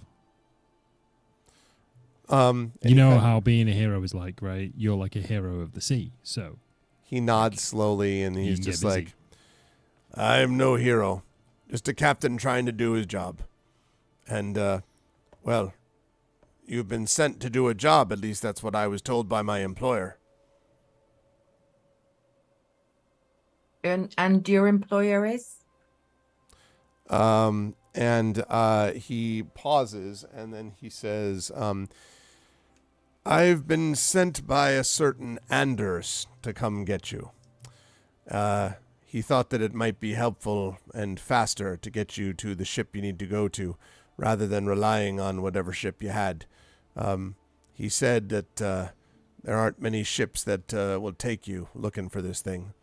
But the money's good, and I'm not concerned about anything else. Would it be possible for us to... hang on, out of character a second. How far away from shore are we? You're a good distance. I need to think about that. Okay, well, I'll ask the captain. What's the possibility of going ashore for a short time so we can relay some information to someone before we head out? And he says, oh, that's possible, I suppose. I might be able to send a messenger back that way if need be. But the way that Anders was talking, it was suggesting that this was fairly urgent. Oh, yeah, what no, I could tell. absolutely. Well, you know what the council members are like, right? Everything's urgent. So, I mean, if we can send a messenger, he looks over at the rest of the party, perhaps we could send information that way? And he kind of, he nods and says, well, we can see what can be done. It's probably about a day, maybe a day and a half's journey, by the way, to where it is the ship is bound based on the manifest we filled out. So hopefully you're able to settle in a bit. Can you show me where on the map it is? I'm getting my old map out. Okay. Yes, and for that, let me bring you over to... I think that's right. No, it's not right. That was the swamp diplomacy mission. That was. Yep. And we did so well with knocking on was doors the and talking to people. That was the successful diplomacy mission. That was. Yeah, we were great at that. So, okay, so he basically explains that it would be, let me take you over here, sort of in this general direction, but it's going to probably take the better part of 2 days to come to where this ship is reputed to have been sailing, this ghost ship. Well, so they offering us 2 vacation days until the next adventure, yes? Yeah, virtually. More or less. Find vacation. Confined vacation. Still, hopefully without anyone trying to eat us. Not fighting spiders. That's a vacation. Oh, It's on you a had boat, to it's say good. it, didn't you? You had to say it. They're going to have a spider fighting pit below deck now. Right, It's Mothwell. fine. So Mothwell's got a how... mine and I can swim. Mothwell. So how... Yeah, sinking this one will be easy. Welcome to Beyond Arachnodome. Right, Mothwell, on this note we're going to send to Manistrad, how would we put this? So should we say zombie spider infested death trap mine, or death trap mine that's infested with zombies and spiders and skeletons? Oh my.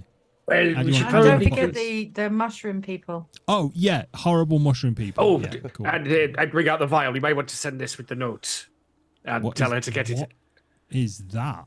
It's a sample of the mushroom I took off one of the bodies. Silvo reaches for it until you say that. And he's like, "No, I am good. No, you are. You can put that in the envelope." Hey, that was the plan. I pull out some cotton to start padding it. I imitate the voices of those people in the long robes because we haven't mentioned those. Hey, so The we can people in confirm what, sorry? that There were these magical people that we fought last session.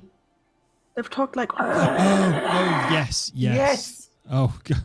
Wow. Has anyone got any more parchment? I'm running out of space. Undead confirmed arriving at night. Dear Disappearing Manistrad. to mine. Dear Manistrad, you will Crabbigator, not believe Crabbigator. this. Crabbigator. Crabbigators. Crabbigators, spider people, Yeah. ghosts, oh my. Blooded Ghosts. Space sections. spiders. Don't worry, Plus- we'll provide an itemized bill for everything we kill. Tell her that. Spores. Yeah. Oh, yeah. No. Yeah. Absolutely. All items investigated will be itemized separately, invoiced to follow, plus parentheses excluding VAT, tax. We might want to expenses. categorize the spiders separately because there was more than one kind. Well, there was the spiders, and then there was the winky spiders, wasn't there? There was the The face weird spiders, the blinking- winky spiders, the piano playing spiders. Yeah, so there's about 19 different items on this list, and it is starting to look a little bit like an invoice now, I gotta be honest with you. Regards, the heroes of Saltmarsh. I'm sure we'll be having a meeting about it when we get back. Yep, absolutely. P.S. Send our best to Anders. Probably why did you not restart our silver mine single-handedly and unpreparedly? That wasn't on the. That definitely job wasn't on the notice. docket. No, the docket. You might want to sorry. mention in there as well about the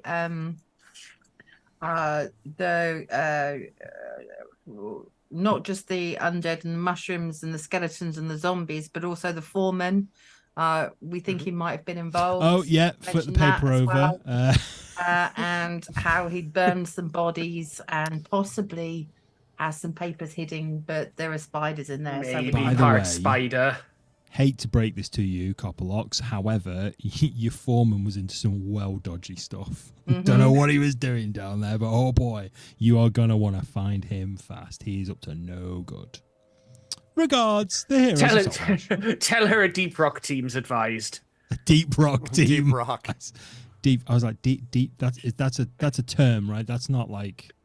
I'm not gonna get in trouble for writing that, am I? No, Deep no, rock she'll know what team. she's a dwarf that Right. runs a mine. She'll know what it means. Okay, cool. I don't want to be one of those people that gets like a dwarven rune and it means like, I don't know, sausage or something like that, as a tattoo or something like that. So as long as it's an actual term. I'd wait till you're drunker before I try to get you to do that. Mate, I think that's how I got this one. He points to the tattoo up his neck.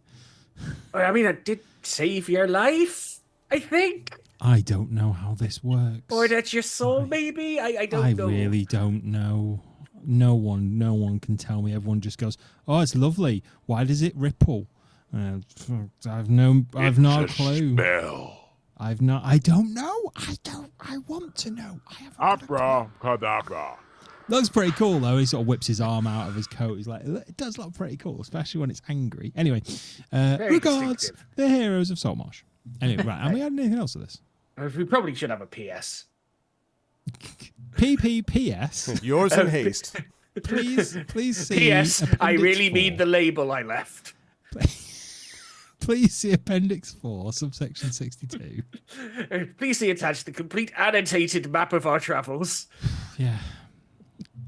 But by the way, probably don't open the vial enclosed in this envelope.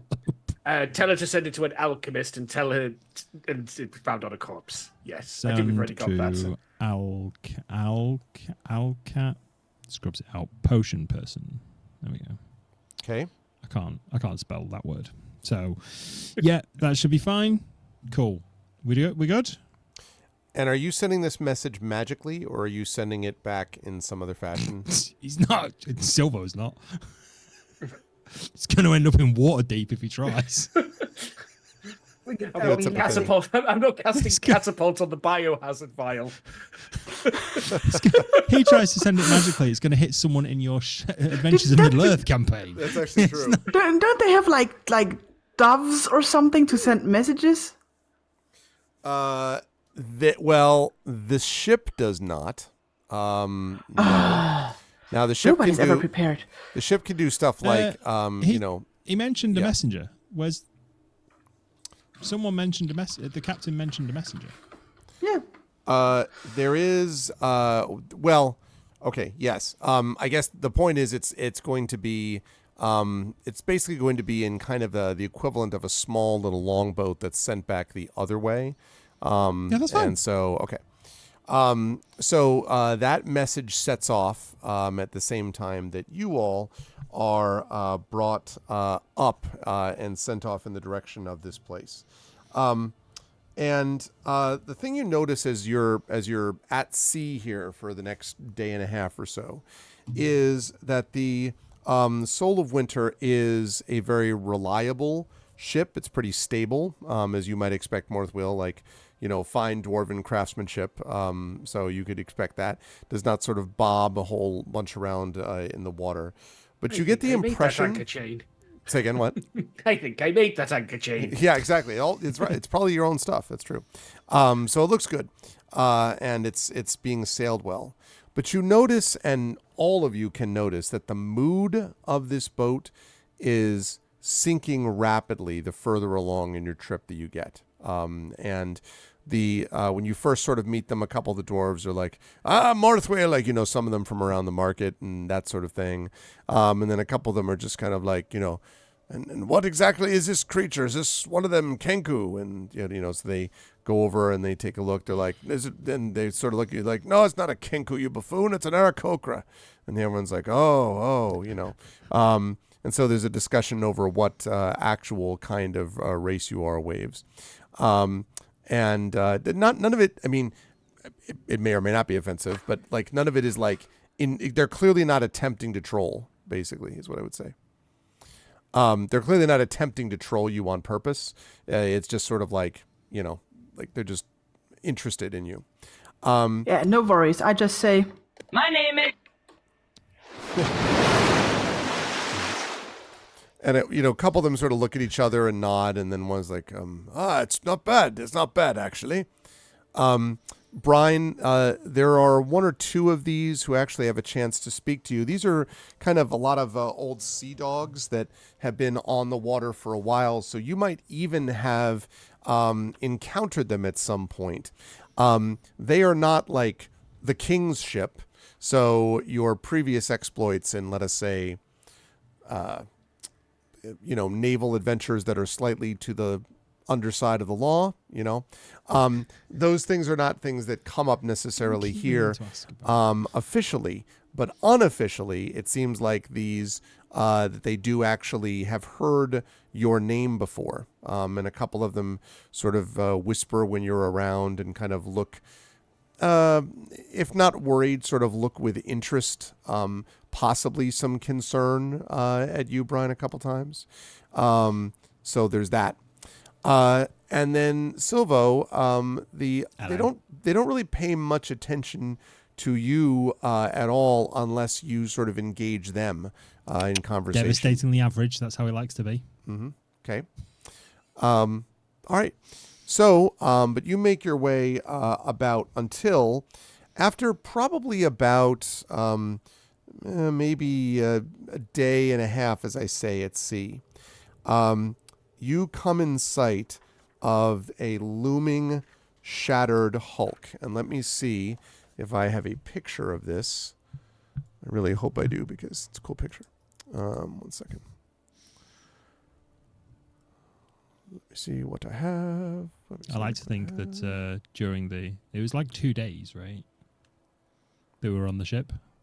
Roughly. Yep. Yeah. I like to think there's at least one section where Silvo is trying to convince Morthwell to help him practice magic, and Morthwell's just like, it does not work like that. It don't for me.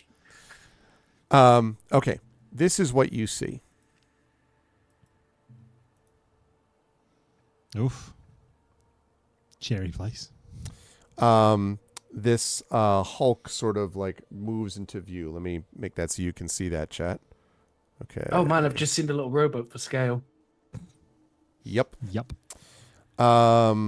So, and you can see this very impressive looking ship. Now, this is the, as you sort of get there, as you get close to it or closer, Wolgar Windrune sort of points up at it and says, "Aye, there it is, sure enough." Oh, I was mentioning before, I'm sorry, that the mood of the boat was getting more sort of dour, taciturn.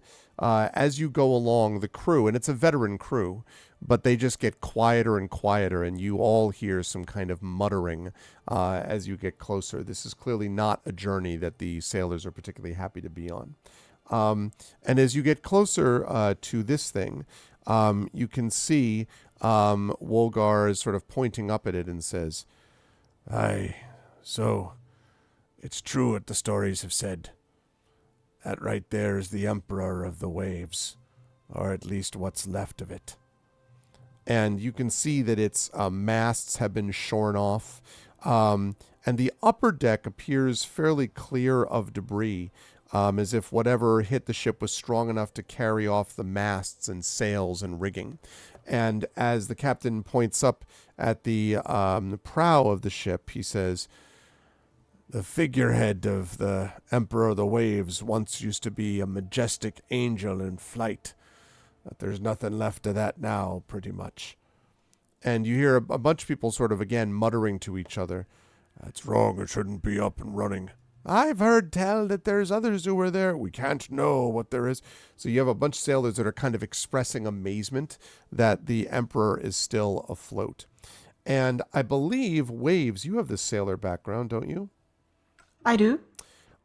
Waves, you notice that the ship has suffered very heavy damage across its upper decks. You can see that when it's sort of like leaning and kind of listing to the left and the right. Excuse me, I beg your pardon, to the port and the starboard. Let's be very naval here. But you can see as it moves that the deck received heavy damage, which you're almost positive, Waves, and Brian, you might know something about this too, is consistent with something like a typhoon or a tidal wave. Some massive wall of water, you think, is probably what sort of landed on the ship. And the ship is now listing considerably to port, which suggests that the ballast of the ship, the stuff in the bottom of the ship, has shifted along with it. It's as if something slammed into this ship hard at some point in its past. I go to Morthwell and Silvo and make like whooshy wind sounds and waves crashing sounds and point towards the ship, and then I make like So you're saying storm damage? I make wilder wind sounds and more heavily crashing sounds. It's definitely been through the ringer, hasn't it? Something hit that ship hard. How is that Still still standing. afloat? You don't find yourself before a myth very often. Yeah, it seems almost impossible that the thing could have taken that kind of damage and is somehow still going on. The ship is riding somewhat low in the water as well, which suggests that maybe the bilge deck, possibly even the lowest deck, are flooded.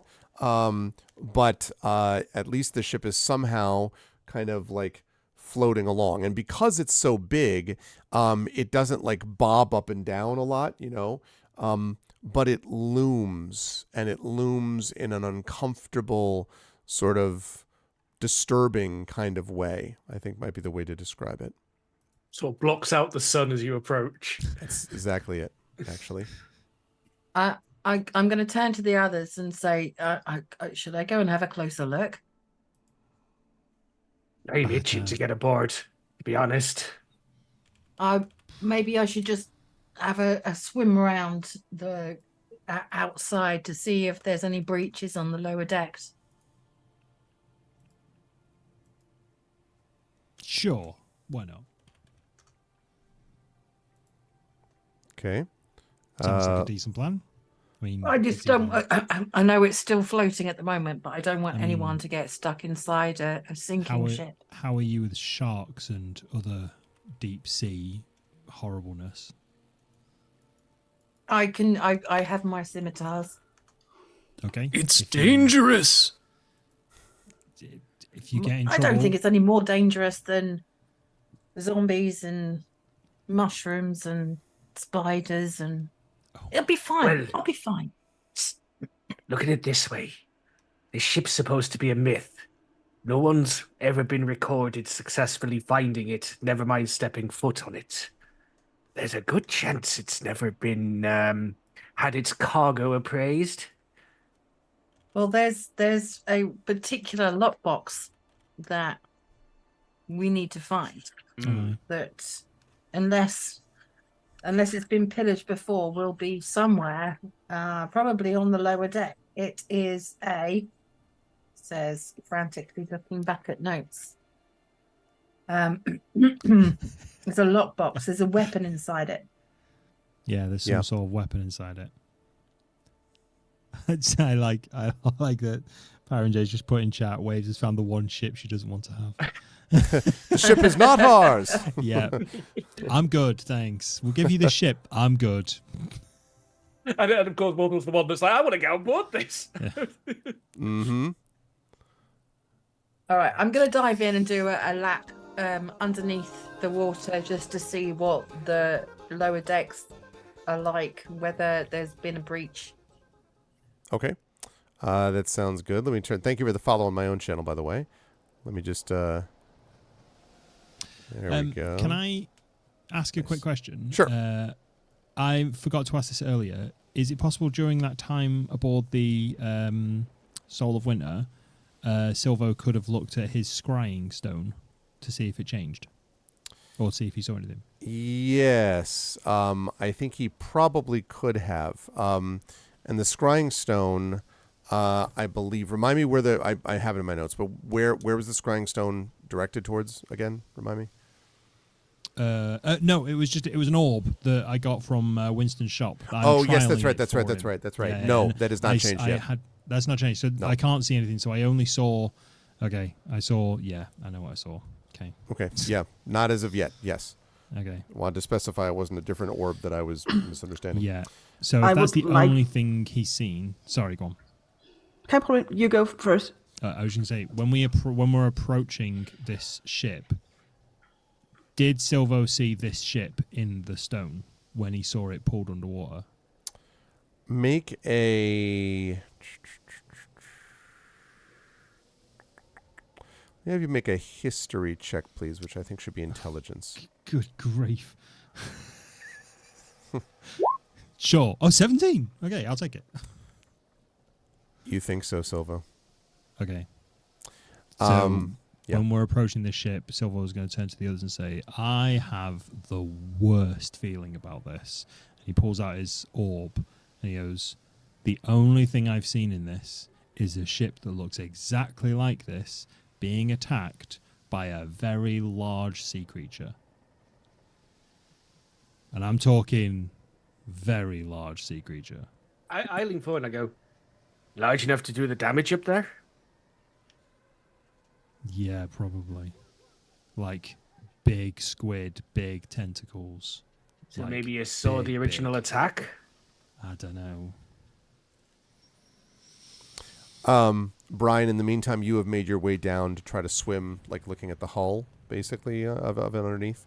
By the way, the Soul of Winter has stopped about 500 feet from the derelict. It will not go any closer to the Emperor of the Waves. The sailors just flat refuse. They will send those of you who can't swim under the water on a rowboat over in that general direction, like the one you were on, but they're not going to get any closer than 500 feet. The crew is in a foul mood being this close to this thing. Okay. I was just thinking Obra Dinn Saber. I was just thinking about that. What a great game that is. So, Brian, when you go below the water, you can see that there is a good deal of actual damage. And I should say, by the way, that as you're going below, Wolgor says to you, Morthwill, even if we could get any closer, I think that ship's likely to sink during the 10 days it'd take at least to tow it back to port. We'd have to go a third as fast as we did to get here, if not less. Just kind of staring at it. I understand. I know sailors and their superstitions, and I wouldn't try and talk them to come any closer than they're comfortable. Well, as comfortable as they can be. Depending on what happens, we may have to be leaving in a hurry, so ready yourselves. Keep watch. We'll make sure to hold our position. Do you have any means of alerting us if something happens while we're inside the ship?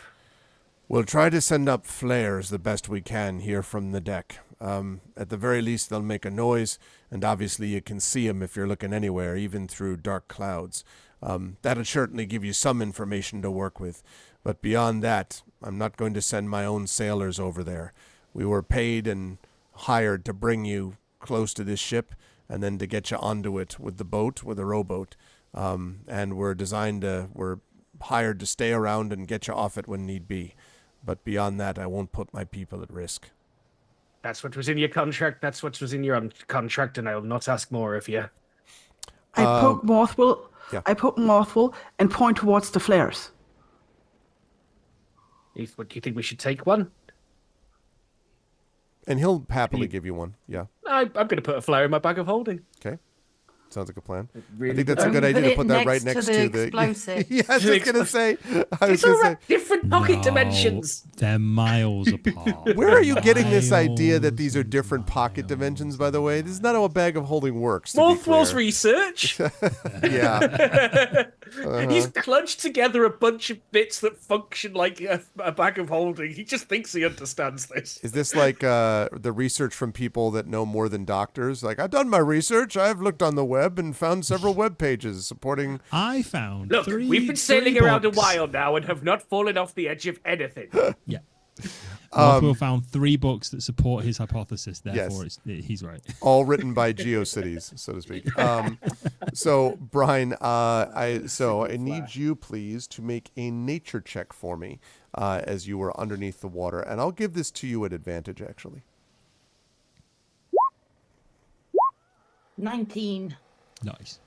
As you're moving around sort of the back of the boat, the stern of the boat, you can spot a massive, the only way to describe it, and this is, again, big ship, is a massive dent, as if something slammed into it or banged into it from the side, which is what you saw up top. But as you look more closely, Brian, you see this sort of pattern of the cracks and the creaking. And as you kind of lean in even closer, you can see that there are little bits of something sort of stuck in the wood.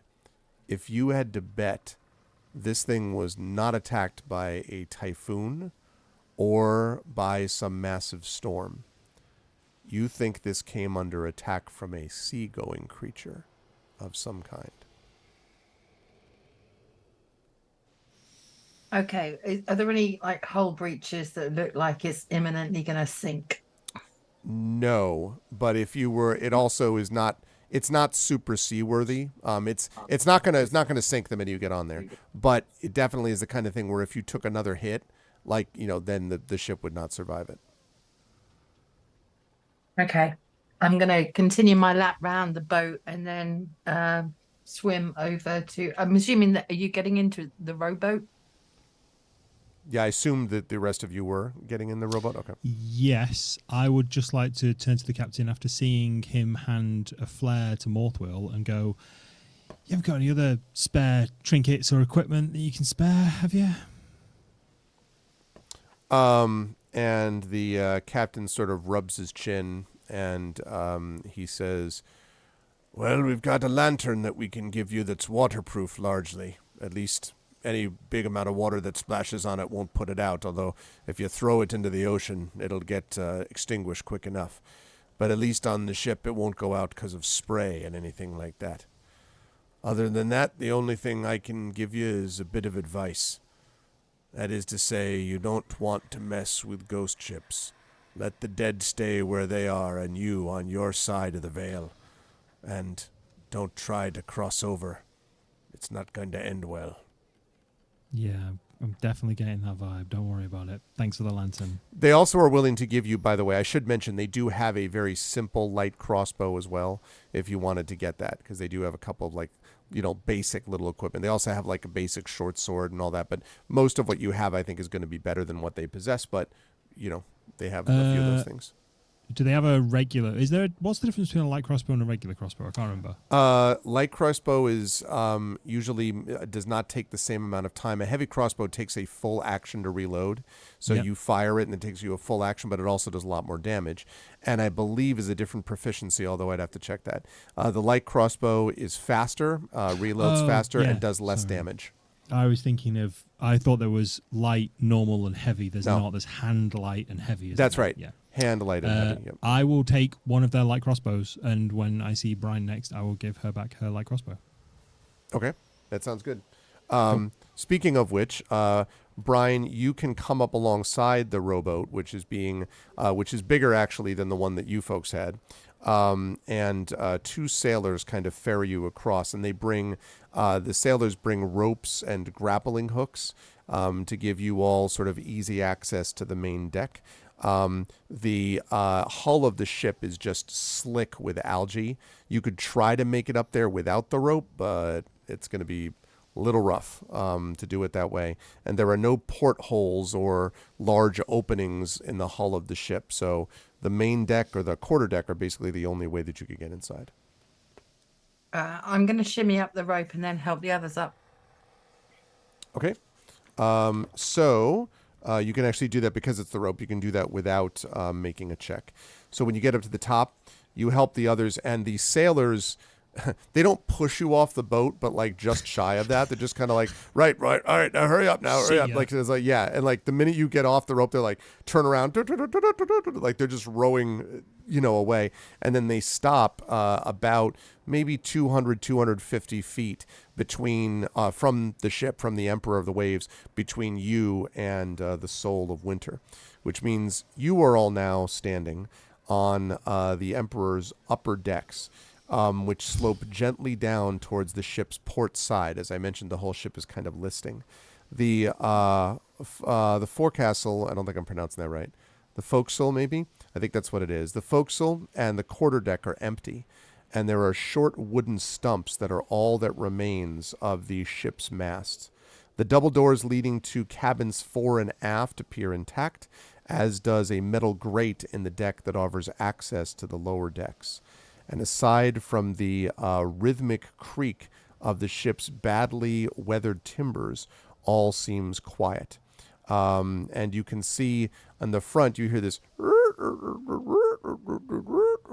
and you see that the ship's wheel, at the helm, is just rotating in place, just freely. Let's search this ship and then get off it as quickly as possible. Oh, here we go again. I need a perception check from everybody, please. 14. 9. 14. This would need some checking. I need to make sure if it's rotting or not, so it's safe for people to stand on. Okay. Let's see. So we had a 14. Okay. Brian, again, this is very appropriate, by the way, that all of you have had their coastal stuff. You've gotten some use out of your skills. You get a lot of use of it now. Nothing like getting onto a ship, because Brian, as you sort of look down at the deck of the ship and you're looking around sort of at it, you see there are these strange dark marks, and you sort of like look down. And as you bend down, you probably at the same time as Silvo notice the same thing, but for different reasons. You notice it, Brian, because you've seen these on decks of ships that you have captained in the past. And you know it, Silvo, because you've seen it in your dreams or perhaps your nightmares. These marks on the deck are bloodstains, and they are only a few days old. And that's where we're going to bring our session to a close. Just to clarify, though, this wreck's been missing a very long time. Yes. Yes. Okay. Very long time. Okay. Yeah. Yep. And by the way, you'll have a map for this next time, incidentally, of the whole thing. But I actually, even if I didn't know how much you were going to get into it, but also I didn't want you to see it yet. I wanted you to just keep focusing on the big picture of this freaking badass like wreck that you're on top of. Yeah, and very Obra Dinn-y, like so much with the Obra Dinn. Yeah, I've played enough JRPGs to dread a ghost ship. it'll be fine. Whatever goes wrong on a ghost ship. Well, good work, everybody, and I'm super excited about this part of it. I was thinking about this when Brian and Waves were there because, like, this is exactly what the sailor backgrounds help with. Like, you know what the ship's supposed to look like. You know that it's not looking the right way. You know, all that stuff seemed a little weird. It's listing. All of you, even if you're not sailors, are like, what the hell? Like, how is it even floating? Morthwill, who's worked on ships all his life, probably would be like, why? How the hell is this thing floating? And then Brian to go below the surface of the water, which Brian is uniquely capable of doing, and being like, oh, this has been attacked by a massive sea creature. Wonderful, right? Like, all of it just seems real creepy. Great. And is somehow tied in maybe to what it was that you were exploring in the mine back there. So it's very neat. I'm very excited to see your own specific coastal backgrounds for those of you who took those, and how that's going to tie into this is going to be cool. I will start with Ananda.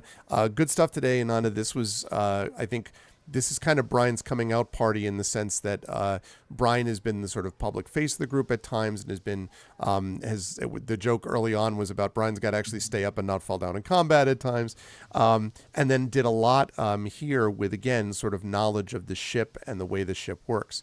And so I was thinking about that bloodstains when, you know, what better way than Brian the Bloodthirsty to know something about bloodstains? So I'm very curious to see how Brian is going to react to this as this ship is explored. How did you feel about today's session? Where will the fine folks find you next? I always have an absolute blast playing D&D over here with you guys.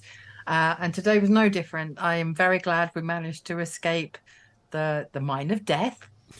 And now the ship of ghosts is fine. Now we're going to explore the ship of death. However, we're not dead yet. We're still going. And yeah, it seems like this is where it's all been building to as well. Particularly given Brian's background and the fact that she knows a legend of the ship as well. And it's definitely piqued her curiosity, particularly since there's treasure on board. Again, she's a pirate. Yep. So yeah, really looking forward to it. But yeah, I had an absolute blast as always, and I didn't die, which is did not die. Excellent news as well. Yeah. You can find me over on my own channel. I'll be streaming, with the exception of Thursday, for the rest of this week. I'm currently dipping my toes back into Subnautica. I did start playing it about 4 years ago, and then my hard drive balked and I lost my save and threw all of my toys around, and I've only just gone back to it. So I've never finished it, and I'm really looking forward to it. That's appropriate for this adventure, Subnautica. What a perfectly well-suited video game for this. Exactly, and there are monsters in there too. But yeah, other than that, you can find me back over here on Saturday, probably playing more sail games. And yeah, that's me. Good stuff. Yeah, as I say, excellent work today, Ananda. Moving right on up the line, Mike Silvo, as I said, now I really meant that. I'm glad the two of you were the ones who actually got the perception checks necessary, because Brian for the pirate reasons, as we talked about, and the knowledge of naval conditions reasons, but you because of the dreams and nightmares reasons, that this is also something which is kind of tied into what you had felt before about this. And in the mine, you were sort of freaked out in more general terms, but that wasn't specific to your dreams or nightmares. This definitely is in that category. And, you know, Silvo's been kind of up against it with a lot of stuff going on, both in mines and on ships. And so that may be having an effect on him. We'll see one way or the other. I'm curious to see how that light crossbow is going to get used. How did you feel about today's session? Where will the fine folks find you next? I loved it. I just, like I always say, just hook this feeling up to my veins. I absolutely adore it. It's the best game with the best group of people, and I cannot wait to dive back into it. No pun intended, obviously. But Yeah, it's going to be interesting to see how Silvo handles being on a leaky, sinking ship when he's not a big fan of ships that float, to be honest with you. So we'll find out how this goes. And yeah, leading into the whole aberrant mind thing and there being, a big sea creature that attacked it and what he saw in the scrying stone. He's like, this feels bad, man. Like, this feels really bad. I don't like any of this. So yeah, I'm really interested to see what happens with him next. But as far as I go, you can catch me on what day is it? It's Tuesday. You can catch me on the days of Blurred all of January. You can catch me on my own channel, Wholesome Horror Gaming, on Thursday, where I'm potentially going to be having a paid sponsored stream of a newly released horror game. And then we will probably either dive into some more Lethal Company or we will dive into some Phasmophobia, depending on how I feel. Or we may just dive into some random itch.io horror games that I might have found in the dark corners of the internet. So buckle up for that one. But yeah, other than that, I cannot wait to rejoin the adventures of Saltmarsh and also of Talisman as well. Very good stuff. Yeah, and I will say that although it will be bittersweet to leave behind Talisman when it's finished, as we're moving into the end stages of that, I will say that it's going to be fun to start playing this one twice a month, just because whenever we finish, I'm always like, man, I wish we could play again faster. So it's cool that we'll get a chance to do that a little bit more. So that'll be good. Good stuff today, Mike. Thank you. Again, Saber, great stuff too out of Morthwheel. I just love the I have multiple pocket dimensions bag of holding that every time you put something else in that doesn't seem to fit with everything else in there, you're like, no, it's in a different part of the bag of holding. But it's a very big bag. It's a bit, yeah, on the inside for real. And I was interesting too. I honestly did not know what all of you were going to do about the whole door with the piano and the webbing and all that stuff. What you ended up saying was just like you noped on out of there, which I thought was perfectly acceptable. But it was interesting that one of the things you thought about, like, well, I could blow the door open, and you were like, do I think that that's dangerous in this mine? I'm like, I mean, what could go wrong in a mine where you blow things up with all the rubble you've already seen around here? It should be fine. But to me, it was interesting watching sort of Morthwheel's logic about that in terms of what is the safest or not maybe the safest sort of approach and how to kind of work those things out. Because in a way, everything you guys are doing, everything you folks are doing is not super safe. Like everything you're doing is theoretically dangerous. But what is it that makes the most sense in terms of how you accomplish what your goals are? That's something all of you have had to kind of wrestle with one way or the other. And it's been interesting to see different ways in which people do that. I love the image of Brian wanting to open the door to see what she was looking at and being like, damn, Morthwheel, because you've just been like piton. You couldn't open the damn door to the place. But it was fun to watch, and I'm curious to see what Morthwheel, a shipwright, thinks about being on board a ship that is, if you'll pardon the pun, not right. How did you feel about today's session? Where will the fine folks find you next? Well, the piton was funny because Morthwheel has a strength modifier of 0. So, but yeah, you really beat the hell out of it, though. You just like kabow, yeah, That's the secret is mallet. Yeah, it's the secret to a lot of what Morthwheel does. Mallet, yep. But yeah, well, Morthwheel's, because he is at the moment face to face with a bona fide myth, like often talked about around Saltmarsh, I guess. But people have stories about sightings of it, but no one's ever claimed to have set foot on it. Right. And he's standing on a boat. Well, I guess we're just on the deck of it now. That's right. And as like you said, the one boat nobody else wants to get on it for a change. Well, right. And as you said, like, and a boat that should have been, like, has been, as you say, not even existing, a legend, but even so disappeared, ages ago. And yet there's bloodstains from 3 days ago. Like, at least once Brian and Silvo tell you that. So, yeah. Yeah. Yeah, at the moment, all I know is it's definitely been attacked by a sea creature in Morthwheel's head in the past. That's how he's rationalized what Silvo's told him. It's like, oh, well, yeah, that did all this damage, clearly. Yeah. In the old days when there were such creatures, not now. Right. So, yeah, definitely looking forward to next time with this because, I say looking forward to, and then we'll be partway through the ghost ship, and I'll be regretting ever setting foot on the damn thing, I'm sure, but we'll see what we see. But tomorrow I'll be here. I'm going to be doing the release stream for the Universim, which after 10 years of early access, consistent development, it's finally getting its 1.0 release. Wow. They are happy with it, so I'm going to be checking that out. It's got Twitch integration, which I think I've got working, so you can come by and add yourself as a nugget, which is what the people are called in the game. You can add yourself as a nugget, and then you earn points, and you can like start a family, or start a fight, or summon a tornado. All kinds of stuff is possible. Okay. Very cool. Yeah. A nugget, you say? You call They're yourself called a- nuggets in the game, yes, the little people. Okay, outstanding. I am excited to see how the nuggets work themselves out. Always a pleasure. Thanks again also for Mubot and Dashboard Saber. And last but certainly not least, Pyron.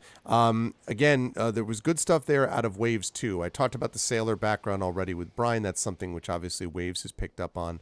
But also the, Waves being able to sort of like make clear identifications. I do like how everyone now has started to be able to translate like at different times for you, where they're just gonna like, no, what Waves is saying is blah blah blah blah blah, and you're like, oh, okay, which becomes important because obviously Waves has serious thoughts of their own about how to manage things, and part of that I think is, I don't know whether Waves feels like out of the fire and into the frying pan type of thing. Yes, very much basically so. with this, yeah, because it seems like there's going to be an interesting experience of being on a ship, which Waves is familiar with, but a ghost ship, which has got to be triggering for, paladins. Not that paladins ever have any reason to believe anything about ghost ships. So I'm very interested to see how Waves handles things going forward. How'd you feel about today? Where will the fine folks see you next? I absolutely love today, and I don't really know when the nice folks are going to see me again, but they're going to see me again. I also would like to point out for Saber's stream tomorrow of the Universum that we got the Twitch integration to work. That he forgot to mention. No, And he that's said something that he said Twitch integrated. Okay. Yeah, he did. Oh, I'm sorry. Maybe I'm just a bit too tired. I'm very sorry, Saber. I apologize. But I was very proud that we did it because we worked on it and we figured it out. So that we're being good. Yeah, and then I'll be around. Sometimes you see me popping up in chat somewhere and stuff, but I'm around. Good stuff always to this entire crew. Also, I will simply throw out there, chat, that starting in the next couple of weeks, there may be more stuff you'll be finding out about certain things associated with this group. We cannot say more as of yet, but just stay tuned, and we will see what else will happen. We're actually all ASMR. That's right. We are going to, like, we would have gotten away with it. It wasn't for you damn kids. But it was a great pleasure, as always, to have this crew with us. Chat, can we get some love for the wonderful players in the not Infinity Beyond. No, that's my other crew. In my D&D with GOG crew, with Pyron Jade, with Darksaber 2K, with Peripheral Mike, also known as Wholesome Horror Gaming Mike, and with Inanda. Thanks, everybody. Wonderful work, and I will see you folks soon. Bye for everyone. now. Bye.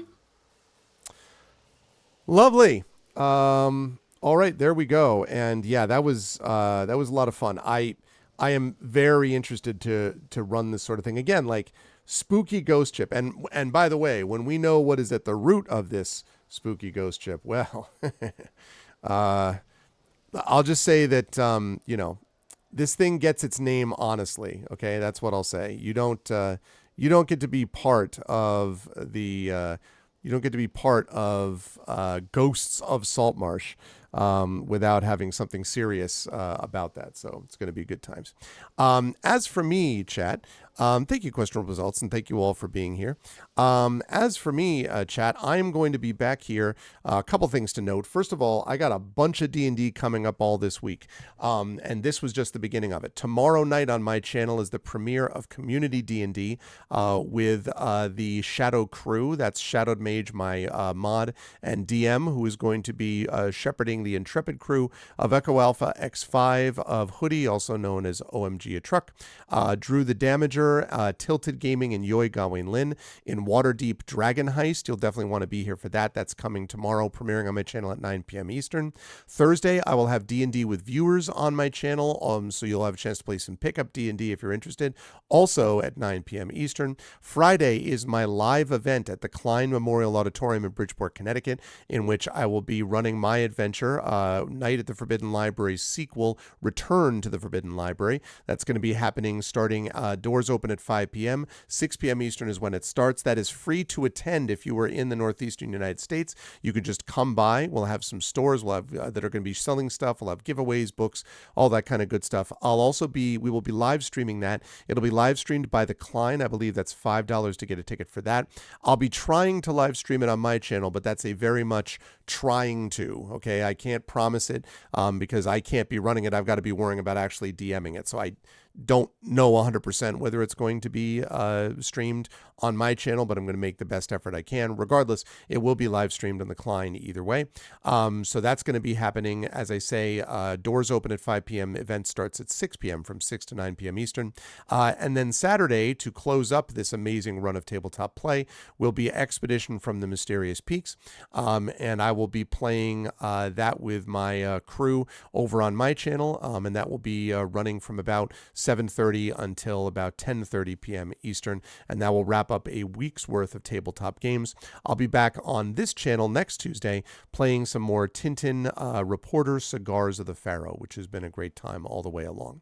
Otherwise, that's going to be it here for us for the moment. I believe that next up is going to be Kilgore, in 2 hours and 45 minutes or so. So starting at 10 o'clock Eastern, I believe, is going to be Kilgore with some Jade Empire. So you'll definitely want to stop by for that. And then, as I say, hopefully you can stop by my channel tomorrow night or much during the week for all of the various D&D things. Otherwise, thank you so much to all of you for being here. Make sure to follow us here in the channel. Make sure to subscribe to us here on GOG.com's Twitch channel. And make sure to click through and check out our individual subsystems and Patreons and all that stuff on our own individual channels. Thank you, all of you, for being here, for watching us and making this what it is. And thank you to my wonderful players, Pyron J, Darksaber 2K, Peripheral Mike, also known as Wholesome Horror Gaming, and Ananda for being awesome and a part of the GOG crew with Ghosts of Saltmarsh. That's all for me. I'll see you folks down the line tomorrow or later or next week back here. And that's it for episode 407 of Pen and Pixels. Until I see you next time, thank you so much for being here, and I'll catch you all soon. Bye for now.